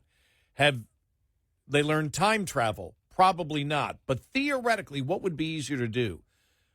Would UFOs be time travelers? Hypothetically now. time travelers that are actually human beings from Earth? Is that scientifically easier, hypothetically, than going at the speed of light across the universe? So if you're talking interdimensional beings, she would be hypothetically, I have no idea how you do it because it's impossible with any technology probably for a million years. But the other point is we talk about, for example, extraterrestrials. Everybody says, well, with all the planets, they've got to be out there somehow. I've seen others, physicists, scientists say, actually, no. Because even with all the billions of planets that you have out there, and universes, whatever, number one, time travel, or traveling here would be impossible. You just can't. You can't travel at the speed of light. How do you do it? What type of being can do that unless you're not a carbon-based life form? A black hole is a sentient being, or something like that, or whatever. Or a comet is a sentient being, or whatever, and flying from wherever to wherever, which, of course, is not the case. There's no evidence of that, whatsoever. So you look at it and you go, okay, time travel might be easier.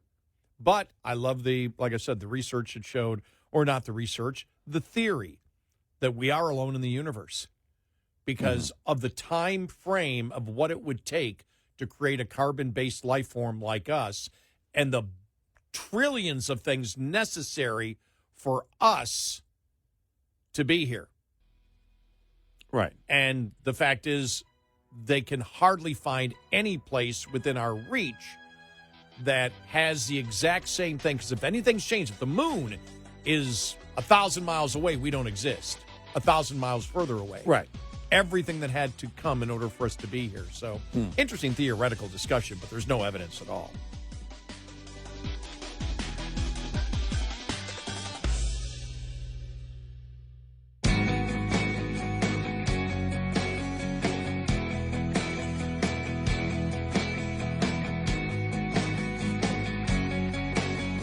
You're listening to Red Eye Radio from the Uniden America Studios.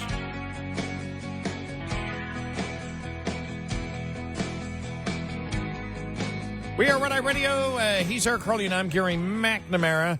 Good morning. Download our Red Eye Radio app today, and you can listen when and where you choose. All right.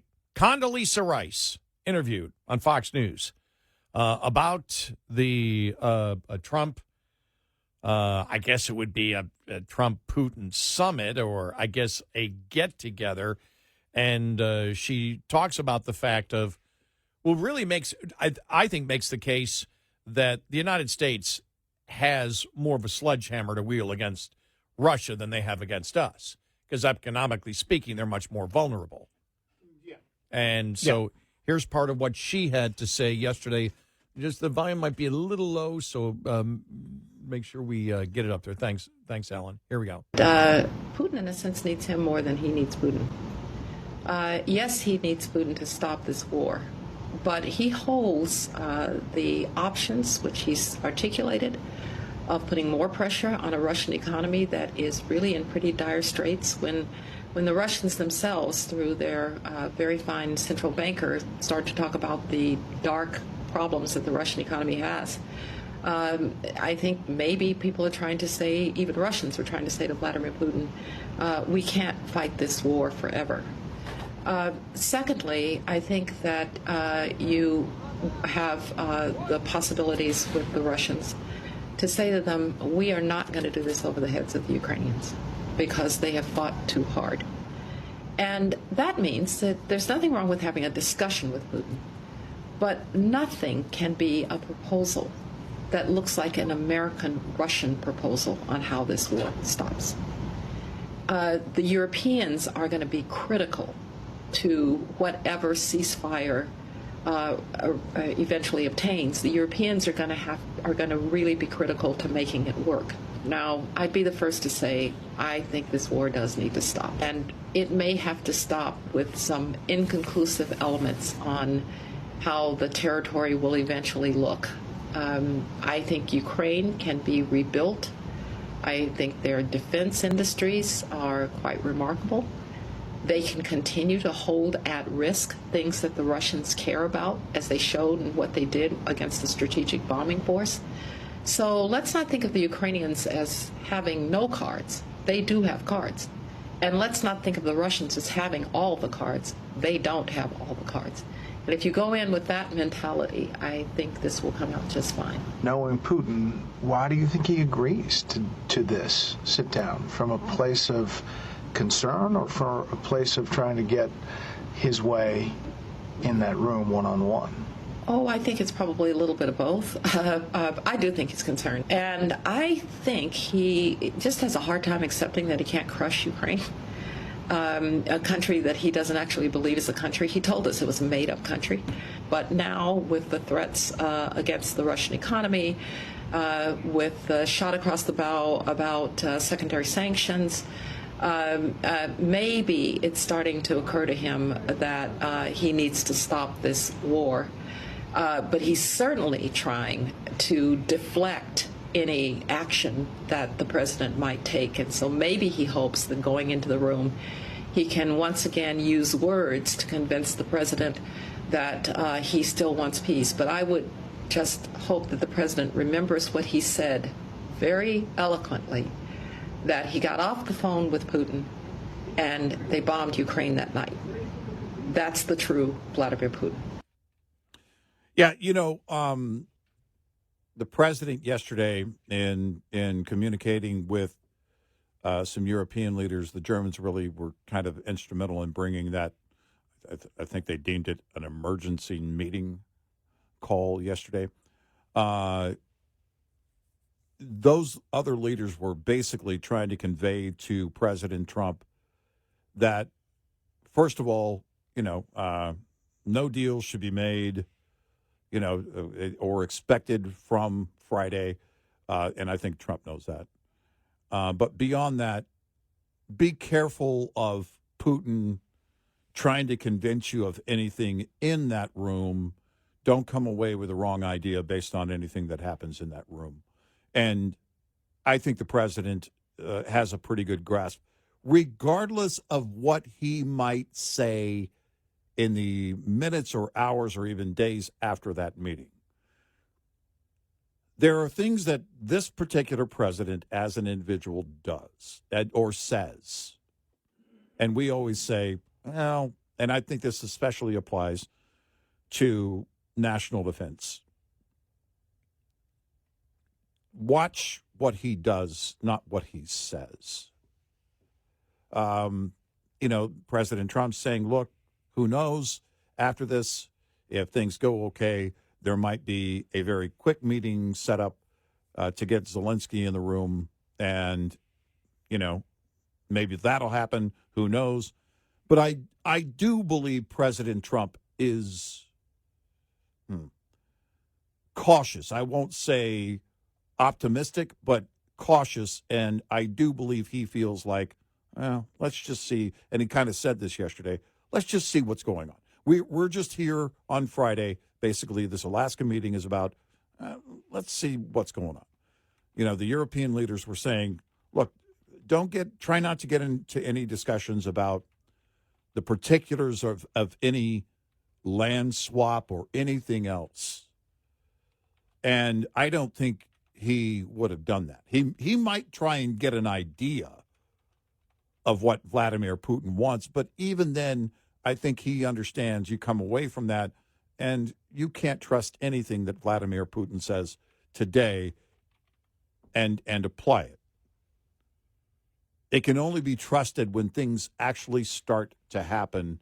But the only way for them to happen is this process to begin. And that's what you see. We all knew that when the president was campaigning last year and said he could end the Russia-Ukraine war in one day, we knew he could not. Yeah. And that was an unreasonable expectation that he put on himself, but that was not at top of mind for most of the American people as to why they probably voted for him. I agree with you. And you and I have said this about Trump. There are things we disagree with him on one of the things we probably stand, and we had questions early on in his first term until he took out Soleimani. Yeah. And when he did that, we said, okay, he's just shown he's no isolationist. Right. You and I have been just really, in a way, dumbfounded by the way that so many of the Trump-supporting internet influencers believed he was an isolationist. Yeah. And we've always just said, where did they get that from? And then when he went into and bombed the Iran nuclear site, and now that he has taken a turn since he's been in office January 20th, and the rhetoric is much tougher on Russia and on Putin.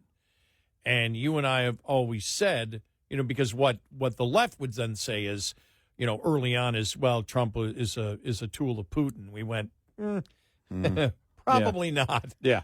Yeah. We're not going to go along with that one. Yeah, he's not subservient to Vladimir Putin. Yeah, he has earned credibility of doing the right thing, where even John Bolton has said he's done the right thing. Yeah, right. But I will say one thing. I do believe it's time for Condoleezza Rice to invite me for 18 holes at Augusta National. Well, right, yeah. And I don't know what would please me more, tapping into her brain about everything foreign related. Well, if I did that, I'd forget about my golf game completely, because I would just be, it's like wherever I hit the ball, wherever. Mm-hmm. I'd love to tap into her brain about everything. Yeah. And when she brought up, and it's a great point, and I think the world knows it now. And one thing on the world stage right now, you have the world looking at Russia, and everybody knows they've got nuclear weapons. But I think there's a ton of surprise, not anymore because the war's gone on for such a long time, but early on, it's like Russia can't crush Ukraine. Yeah, right. And, she has talked about the fact, about how their military is not as strong as people believe it is. Mm-hmm. And this is the evidence of it.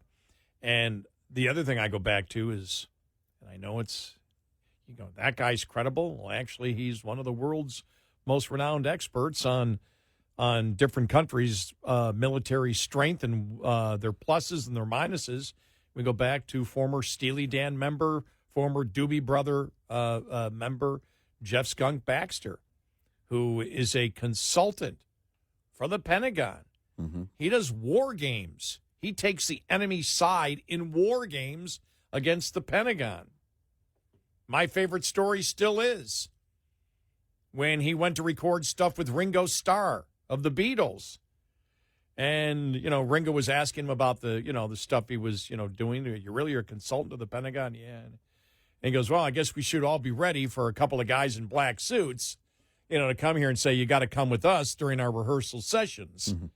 And he goes, yeah, you never know. And it happened. Yeah. Right. Guys in black suits came and go, Skunk, over here. Come with us.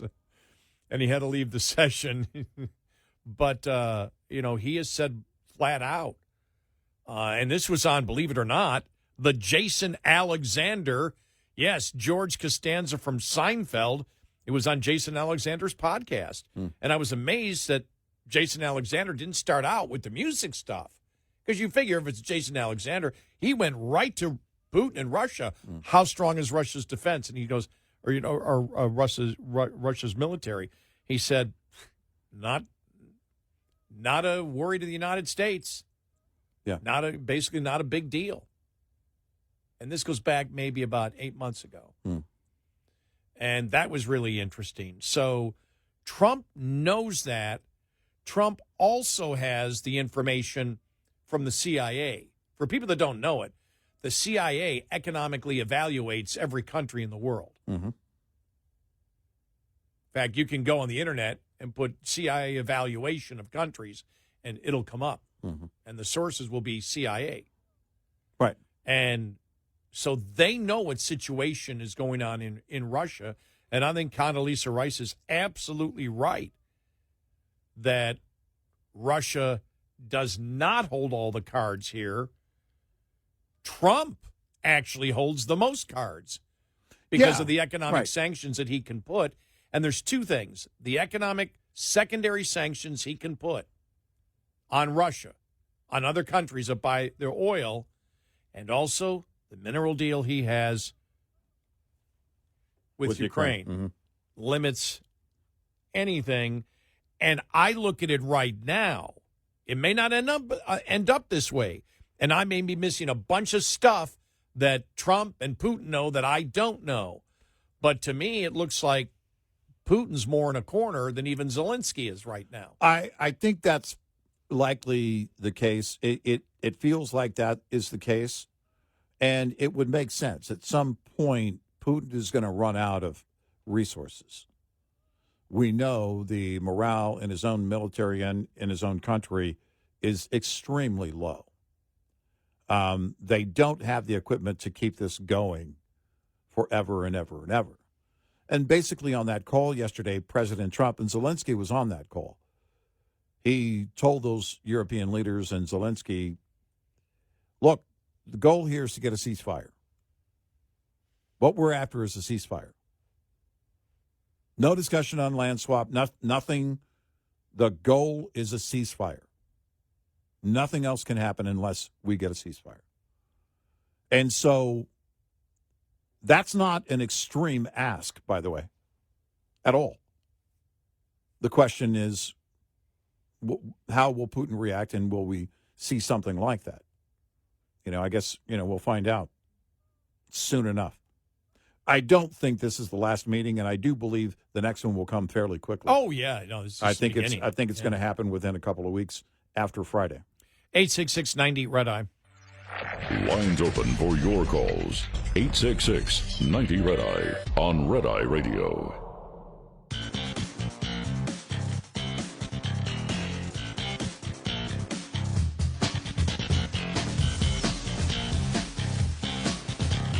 We are Red Eye Radio. He is Eric Harley, and I'm Gary McNamara.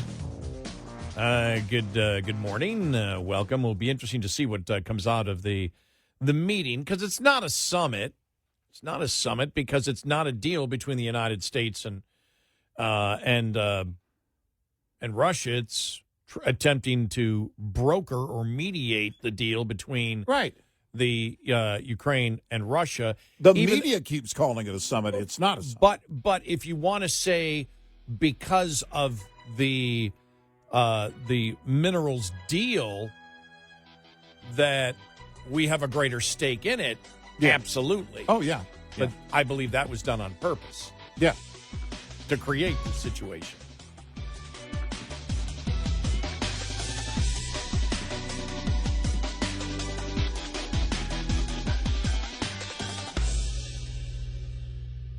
This is Red Eye Radio on Westwood One.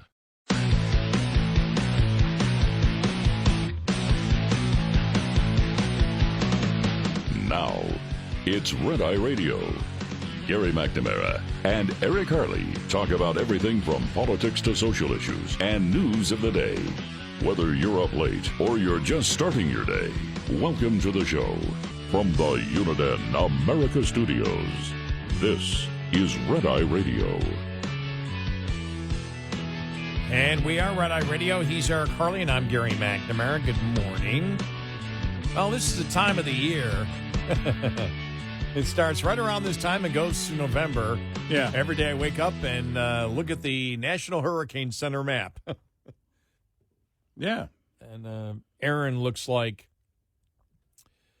it's going to take it's a tropical storm right now out in the Atlantic, and it looks like Sunday night, Monday, they have it projected as taking a turn and moving north, which would be a good thing. That would be a good thing to stay out in open water and nowhere near land. Yeah. Let's hope that is the case. At the minimum, if that's what happens, people in Florida, Georgia, South Carolina, North Carolina, going, okay, just keep going that way. Just get out there and don't cause a problem. The only other thing I get looking at a disturbance, area of low pressure near the west coast of the Yucatan Peninsula. They expect that, though, even if it gets a little bit more powerful, they believe in in the next 48 hours. Head into northeastern Mexico near southeastern Texas, and so there may be some rain and showers and stuff like that, but they don't view that as anything super serious here at the moment. But so that's it's just so funny how I never go to that website or the app, and as soon as it gets August, it's like I'm there all the time just looking. But it ends, the hurricane season ends November 1st. I think so, yeah. Yeah, I think that's when it ends. All right, in other news, I just shake my head looking at the latest that's been released on the Russia collusion hoax, and I could just go through the facts of what was in the email that came out yesterday. But Miranda Devine in the in the New York Post, bumbling Obama aides actually admit Russiagate was a smear campaign against Trump. That's our story, and we're sticking to it. Yeah. That's in quotes. It's hard to believe that the Russiagate plotters are so stupid. But the declassified documents tumbling out of the Director of National Intelligence, Tulsi Gabbard's files, show that while they had a lot of power and managed to hide their nefarious activities for almost a decade, President Barack Obama's henchmen were none too bright. The latest group of declassified emails has Obama's DNI, James Clapper, telling the director of the National Security Agency, Mike Rogers, essentially to shut up and put his name to the intelligence community assessment that Clapper and then CIA Director John Brennan were cooking up at Obama's direction to concoct a narrative that Russia had tilted the 2016 election to help Trump win. Understand your concern, Clapper wrote to Rogers on the December 22nd, 2016. On December 22nd, 2016, in the waning days of the Obama administrations, it is essential that we, CIA, NSA, FBI, ODNI, be on the same page and are all supportive of the report in the highest tradition of that's our story and we're sticking to it. Well, that's the quote. Yeah. Rogers had kicked off the conversation by laying out his concerns that normal tradecraft was being compromised and that his team had not had sufficient access to the underlying intelligence and sufficient time to review that intelligence. Rogers wrote, I'm concerned that given the expedited nature of this activity, my folks aren't fully comfortable saying that they have enough time to review all the intelligence to be absolutely confident in their assessment. I know that you agree that this is something we need to be 100% comfortable with before we present it to the president. We have one chance to get this right, and it's critical that we do so. In addition, if NSA is intended to be a co-author of this product, I personally expect to see even the most sensitive evidence relating to the conclusion. But Clapper was unyielding. More time is not negotiable, he replied, copying Brennan and then FBI Director James Comey in the email. We may have compromised our normal procedures since we must do this on such a compressed schedule, which means they're not looking for the truth. Right. This is one project that has to be a team sport. And then Miranda Devine writes, team sport? What an unprofessional, idiotic thing to say, let alone write down for posterity. As Tulsi Gabbard said when she released the emails on Wednesday, Clapper's own words confirm that complying with the order to mandate the intelligence was a team sport. There was no reason for the ICA to be completed under such a compressed schedule, less than a month from the Oval Office meeting on December 9th, 2016, when Obama ordered Clapper, Brennan, Comey, and others to prepare a new intelligence assessment to replace all the inconvenient others before the election that had found that Russia wanted to sow discord but was not partial to one candidate over another. In fact, previous declassified material released by Gabbard shows that Russian spies possessed damaging material on Hillary Clinton's psycho-emotional and physical ailments that they were withholding until after the election because they were so certain that she would win. But Obama wanted the cooked ICA to be released before Trump's transition on January 20th. He wanted to do maximum damage to Trump, whose election was a repudiation of Obama's presidency, and, of course, to cover up Hillary's scandals, including her bleached, bitted private server, missed emails, and alleged pay-for-play at the Clinton Foundation. So there you go. I mean, and you look at that, if you're trying to build a conspiracy, this is the kind of thing you need to do. Oh, yeah, yeah. You need to have this. And so you and I are, as we've said, if they've laid it out, and this is what they've said, if you've laid it out from the beginning, which was either July of 2016, when the intelligence agencies told, Comey and Obama that, look, Hillary's going to try to set up Trump. And or if it started earlier when they intercepted it, whether it was because we've heard March of 2016 also as a date where all this started, and then it goes all the way to Mar-a-Lago and the raid of Mar-a-Lago. Well, you're talking years. And so if you're attempting to build a conspiracy, now you've got it at least. You've got it to January at the minimum. And then everything that was kicked off, including the Mueller report, is all based on the conspiracy that started in July. I guess you could say the conspiracy started with July because that's where they were told. And then this year to change it in December. And then the meeting that they had on January 6th, Obama with Comey, and then the meeting that happened was a couple days before, or the day before, maybe it was, when Comey told Trump that, the Russians, we've got stuff on you from the Russians or whatever. Right. That the dossier existed, yeah, knowing at that time the dossier was false. So you're building up, and we don't know what else they have, but what's from being released, you can see, because that's what they've said. Conspiracy, racketeering, the RICO laws have been mentioned. And so you need to set up that people were actually talking to each other to do this. Right. And the email right there. The thing is, you're better just to meet for lunch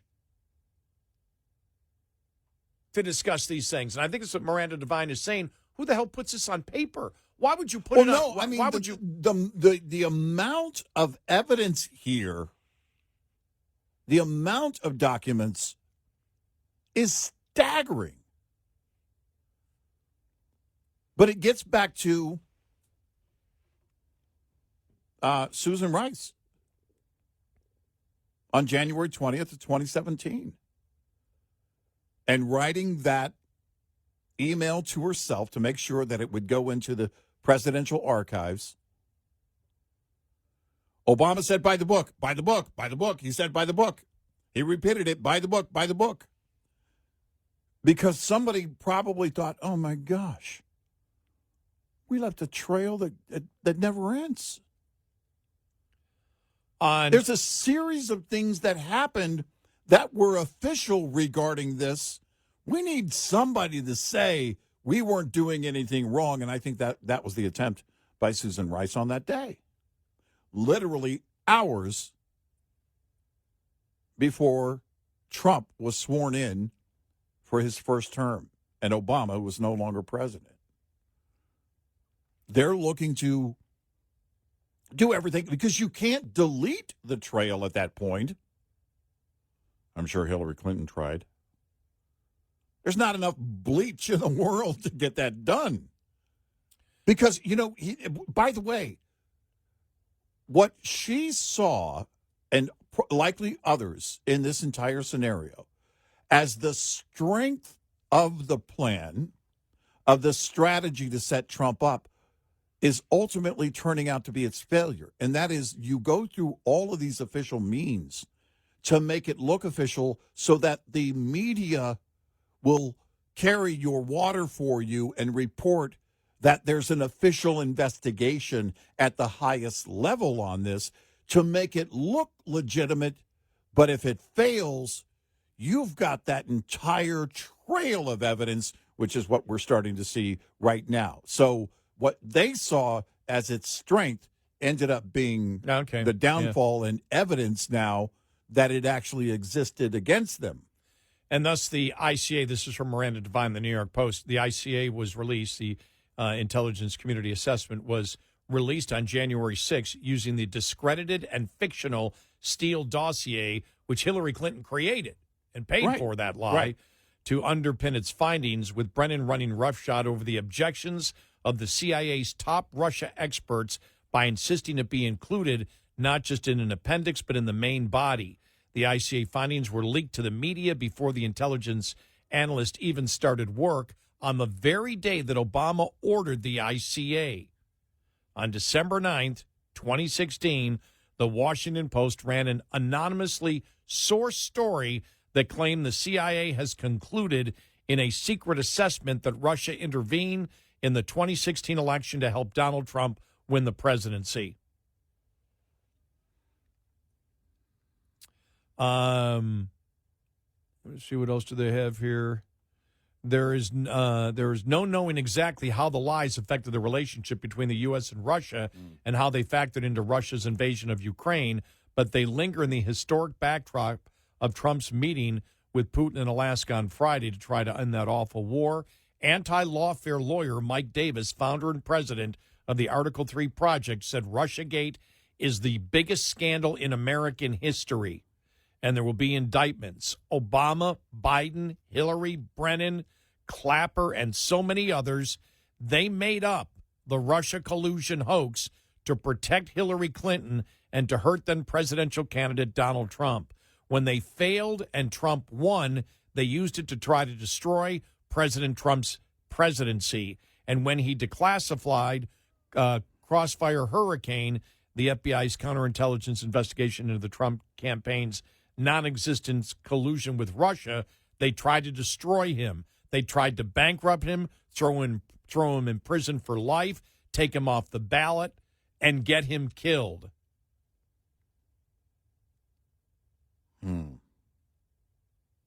I don't know what that means by that. You need to be careful with that. Yeah. Unless they're saying that we wanted somebody, we did all these things so somebody would take a shot at it. So it would drive somebody to do that. Right. Unless you got evidence where they're saying that. Yeah. You need to stay away from that one. Officially, you need to stay away from that one. Davis said recently declassified evidence that suggests that the classified material leaked to harm Trump could lead to espionage charges for the leakers.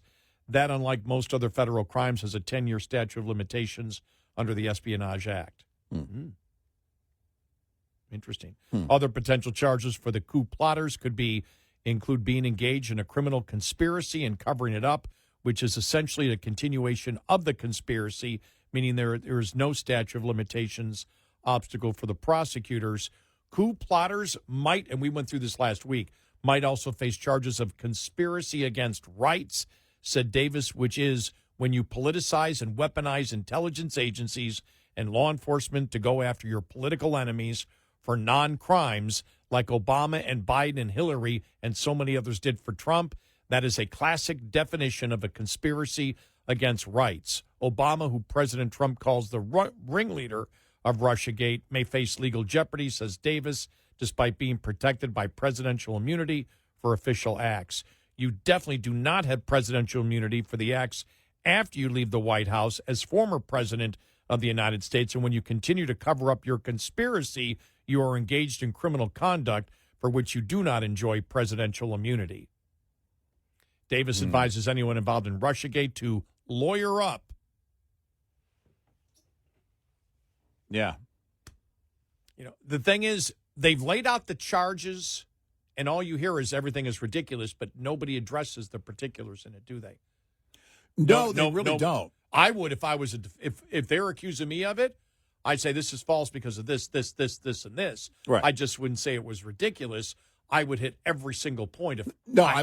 Exactly. I would be on the full defense with evidence to back my position and my defense at every turn. 866-90 Red Eye. Brought to you by Hot Shot Secret. Hi, I'm Jen Loomis, a transport safety expert at JJ Keller, and I'm here to share a tip on speed and space management. In order to manage speed, you need to understand the 4 factors involved in stopping a vehicle. Perception distance is the distance a vehicle travels from the time you see a hazard until your brain recognizes it. The perception time for an alert driver is approximately 3/4 of a second. Reaction distance is the distance a vehicle travels from the time your brain tells your foot to move from the accelerator until your foot hits the brake pedal. The average driver has a reaction time of 3/4 of a second. Brake lag distance also needs to be taken into account. When operating a vehicle with air brakes, it takes about half a second for the mechanical operation to take place. Finally, braking distance is the distance it takes a vehicle to stop once the brakes are applied. Braking distance is affected by the weight, length, and speed of the vehicle, as well as road condition. This tip was brought to you by JJ Keller and Associates. Visit us at jjkeller.com. Get in touch with Red Eye Radio, toll free at 866-90 Red Eye.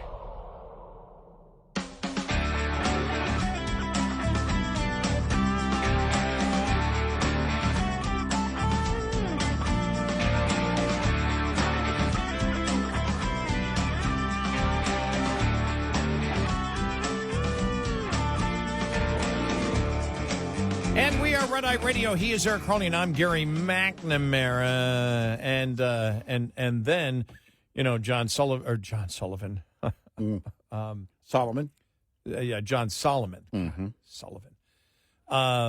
Uncovered the Kash Patel's got the email showing that Sally Yates, remember Barack Obama's deputy attorney general, ordering FBI agents to shut down the investigation of the Hillary Clinton and Clinton Foundation corruption. Also stuff out there about Comey, Catherine Herridge, newly declassified documents from Director Kash into media leaks and the role of third parties. Director Comey's 2017 testimony to the Senate Judiciary Committee about leaks appears problematic. There's just every single day there's more stuff coming out. Yeah, there is. More of this coming up.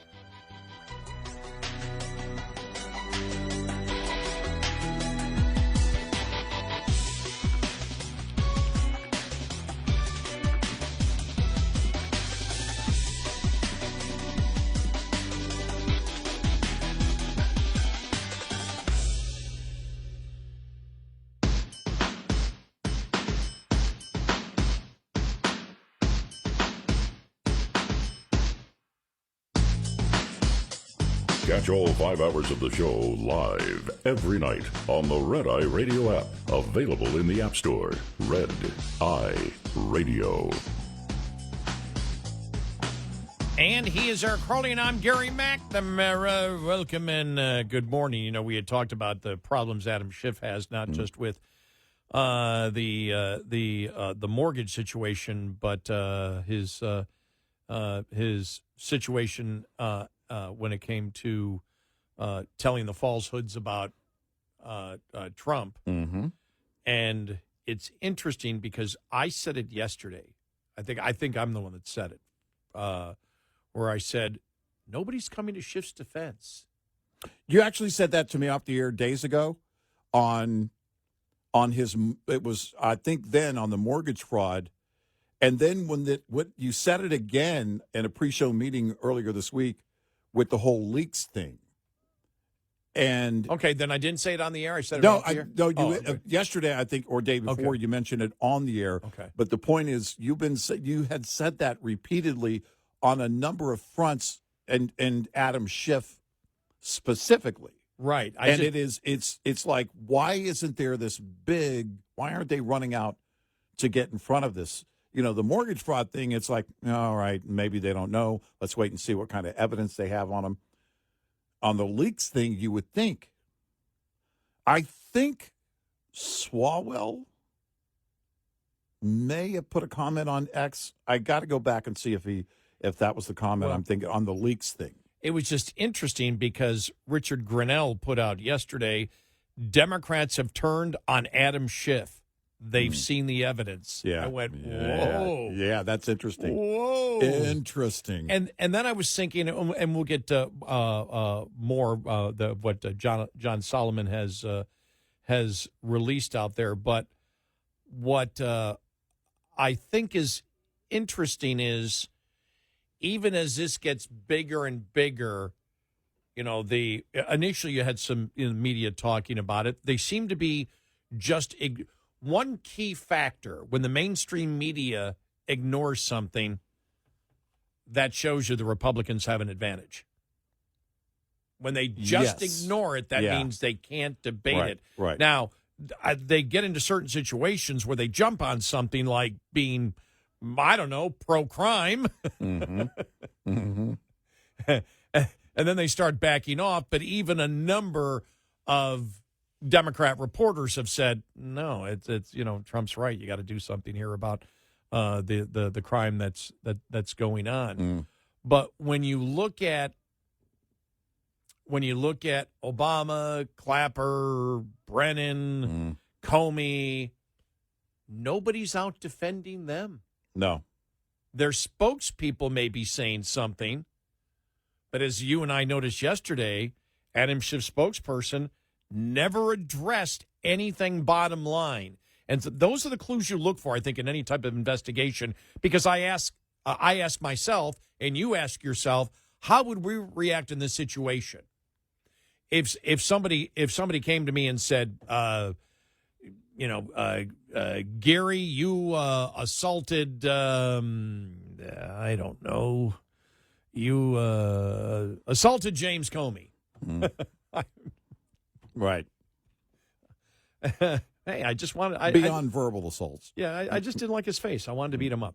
He doesn't. He's got that kind of a face that says, "Beat me up, will you please?" No, if somebody had said that, of course, I would never do that. That was just a joke. That was just a joke, right? Yes. To repeat, that was just a joke. That was just a joke. And also, Gary said that. Eric did not. But if somebody accused me of beating up James Comey, would I simply say those are false allegations, or that's ridiculous, or would I say, what are they talking about? This is BS. I was over here at this time. I was in this city. From what I know on that day, he got beat up there. He was there. I was over here. I've got witnesses. I've got evidence. I've got plane flights. Right? Isn't that how you'd respond? Yep. With all the evidence, this is pure bunk because you don't want it to go any further. Right. You know, it's sort of like right now with the whole, you saw it, Melania threatening to sue Hunter. Yep. $1 billion lawsuit. $1 billion lawsuit. Right. Well, excuse me, you're lying about me. First Lady Melania Trump is putting Hunter Biden on $1 billion notice over what she claims are false, defamatory, and inflammatory statements made about her, demanding he immediately remove and retract the content and issue an apology or face legal action. Fox News Digital exclusively obtained the letter from the attorney serving as litigation counsel for the First Lady, sent to Hunter Biden and his attorney. Her lawyer demanded that Biden immediately retract the false, defamatory, and inflammatory statements made about Mrs. Trump, which were contained in a video interview with Channel 5 with Andrew Callahan and posted on YouTube in early August. Failure to comply will leave Mrs. Trump with no choice to pursue it. In the video titled Hunter Biden Returns, the former son claimed Epstein introduced Melania to Trump. Their connections are like so wide and so deep.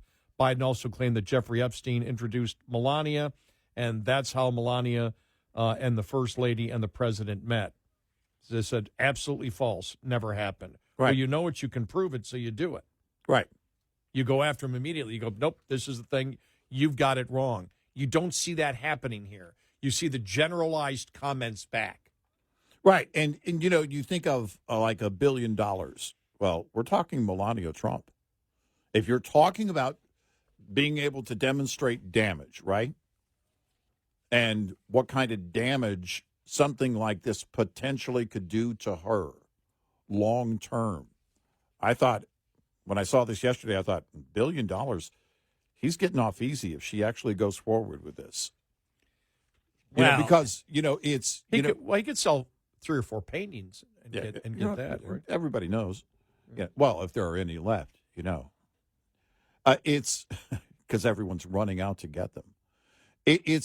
But it is, again, you can't get away with this. When Elon Musk and Donald Trump parted ways, and Elon Musk posted on X about the Epstein files containing Donald Trump's name, that's not just a late-night jab at somebody that you're having a feud with. You're a CEO of a company, a major company, a publicly traded company, and also you have a contract with the United States with one of your other companies, and you're accusing a sitting president. You're pointing at and implying that a sitting president has done something wrong and possibly criminal. If he hadn't walked that back, that could have been very, very bad for Elon Musk in a number of ways. I said right then, if I was on the board for Tesla, I would have had a problem with it. He would have been called to the carpet on that, if not fired and separated from the company, because you can't, these are not, you don't get away with that kind of, this isn't just political rhetoric like, oh, the guy's a liar or the guy's a cheater or whatever. You're making specific allegations that can be damaging and are false. So the letter comes after the Daily Beast pulled the article detailing allegations by the journalist that Melania Trump was introduced to her husband, Donald Trump, via a modeling agent connected to Epstein after the challenge from the First Lady's lawyers. They put out an editor's note. This is sort of like what they do on The View. After this story was published, the Beast received a letter from the First Lady's attorney challenging the headline and framing of the article. After reviewing the matter, the Beast has taken down the article and apologized for any confusion or misunderstanding. It also came after Serpent apologized. James Carville apologized to the First Lady after repeating the same claim. He opened the latest episode of his podcast saying, in last week's podcast episode, we spoke with Judd Liggum. After the episode, we received a letter from Melania Trump's lawyer. He took issue with our title of one of those YouTube videos from the episode and a couple of comments I made about the First Lady. We took a look at what they complained about, and we took down the video and edited out those comments from the episode. I also take back those statements and apologize. Well, she's defending herself and will use specifics to do it. They're not. Exactly. No, they're not. And she can say, no, that just didn't happen. I never met that All way. they're saying is, that's Trump or that's Trump's people saying these things. They're not coming out and saying this is defamatory. Well, it's tough when you've got the email. Yeah. It's tough in the wake of all this evidence falling out. Right. You really, there's really not much going. There's not much you can do about this except for get your defense ready, your legal defense possibly. Well, it's like I said, since we have found out what the possible crimes are, and we went through them sentence by sentence last week, and we'll probably do it again. Right. When it comes up, if there's an indictment, and we looked at it, and we went, if you read the law, it's the same thing we did with the Espionage Act with Hillary. Right. We went through the law and said, here's the sentence, here's what she did. Right. And we asked, and we did the same thing last week. And by the way, James Comey acknowledged it. Well, where she broke the law. Right. Comey acknowledged. Well, we brought out, then Comey acknowledged it. Right. He went point by point. Here's what the espionage law says. Here's what she did. But no reasonable prosecutor would prosecute her, but never explained why. Right. No He just reason said- whatsoever. Right. Just said, it's not going to happen. And he's not a prosecutor. He doesn't make that call. Right. He's with the FBI. The Attorney General is supposed to make that call, not him. But and so we did the same thing when we looked at the law last week, and we went, all right, here are the things that apply to this situation. Here's what they're accused of doing. Here's what the law is. Is it a conspiracy, and does it fit that portion of the law? And we looked at each other and we said, from the information we have now and our understanding of the law, it does. If there's something that we're missing, we're willing to look at that, because accusing somebody of a crime, for us, we just don't throw out that you're a murderer or you've committed treason or done it. Right. You've got to, and we've parsed through the people that have said treason, and we said, guys, it doesn't fit conspiracy for treason. That isn't the law. We got blowback on it. Well, we just did it with the the earlier story, and tried to have him killed or tried to kill him or whatever. However, they phrased that, tying it to apparently attempted assassinations. Right. And we said, hold on a second, wait a minute. You got to be careful how you phrase that thing legally. Yeah, because you hurt your own you hurt your own case, and you hurt yourself in the arena of the public if you put out something where you and I go, whoa. Right. Where do you have that legally? Right. But everything else we looked at and said, okay, yeah, this applies, and that's why you and I look at it and say they could be in serious trouble. And I will say this, because this is as far as I'll go right now on it, because I don't know everything that they have. Because the question that we asked a couple of weeks ago, then asked last week as we went through the law, does it look like they have enough to get an indictment for a grand jury for these charges on some of these people? And we said, yes, it does, based on everything that we see there. Right. And I haven't seen anywhere where anyone, anywhere, and I've read so much on this, and the left is just not talking about it. So you're looking for anybody on the, anybody on the other side from the legal standpoint to say, no, it doesn't apply because this law only was used for this. Right. I haven't seen that. No. So I haven't seen the defense from any of the defendants or possible defendants, right, or those being accused of doing what they did. But when you say, well, it's just an accusation, well, we got the emails. Yep.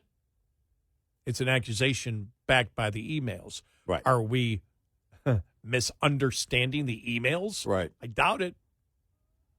866-90 Red Eye. We'll be right back with more Red Eye Radio with Eric Harley and Gary McNamara.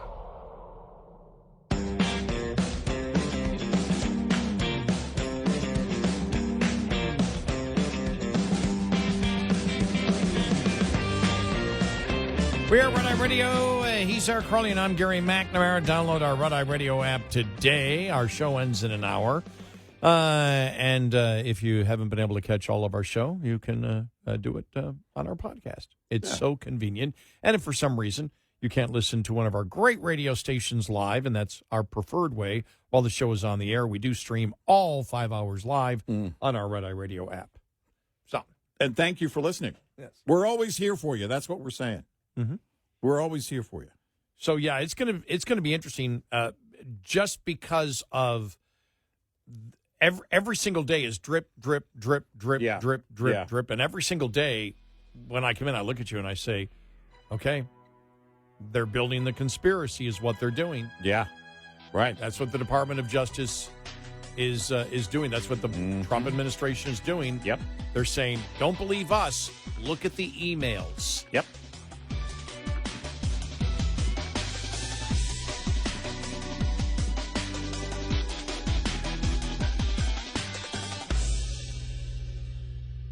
This is Red Eye Radio on Westwood One.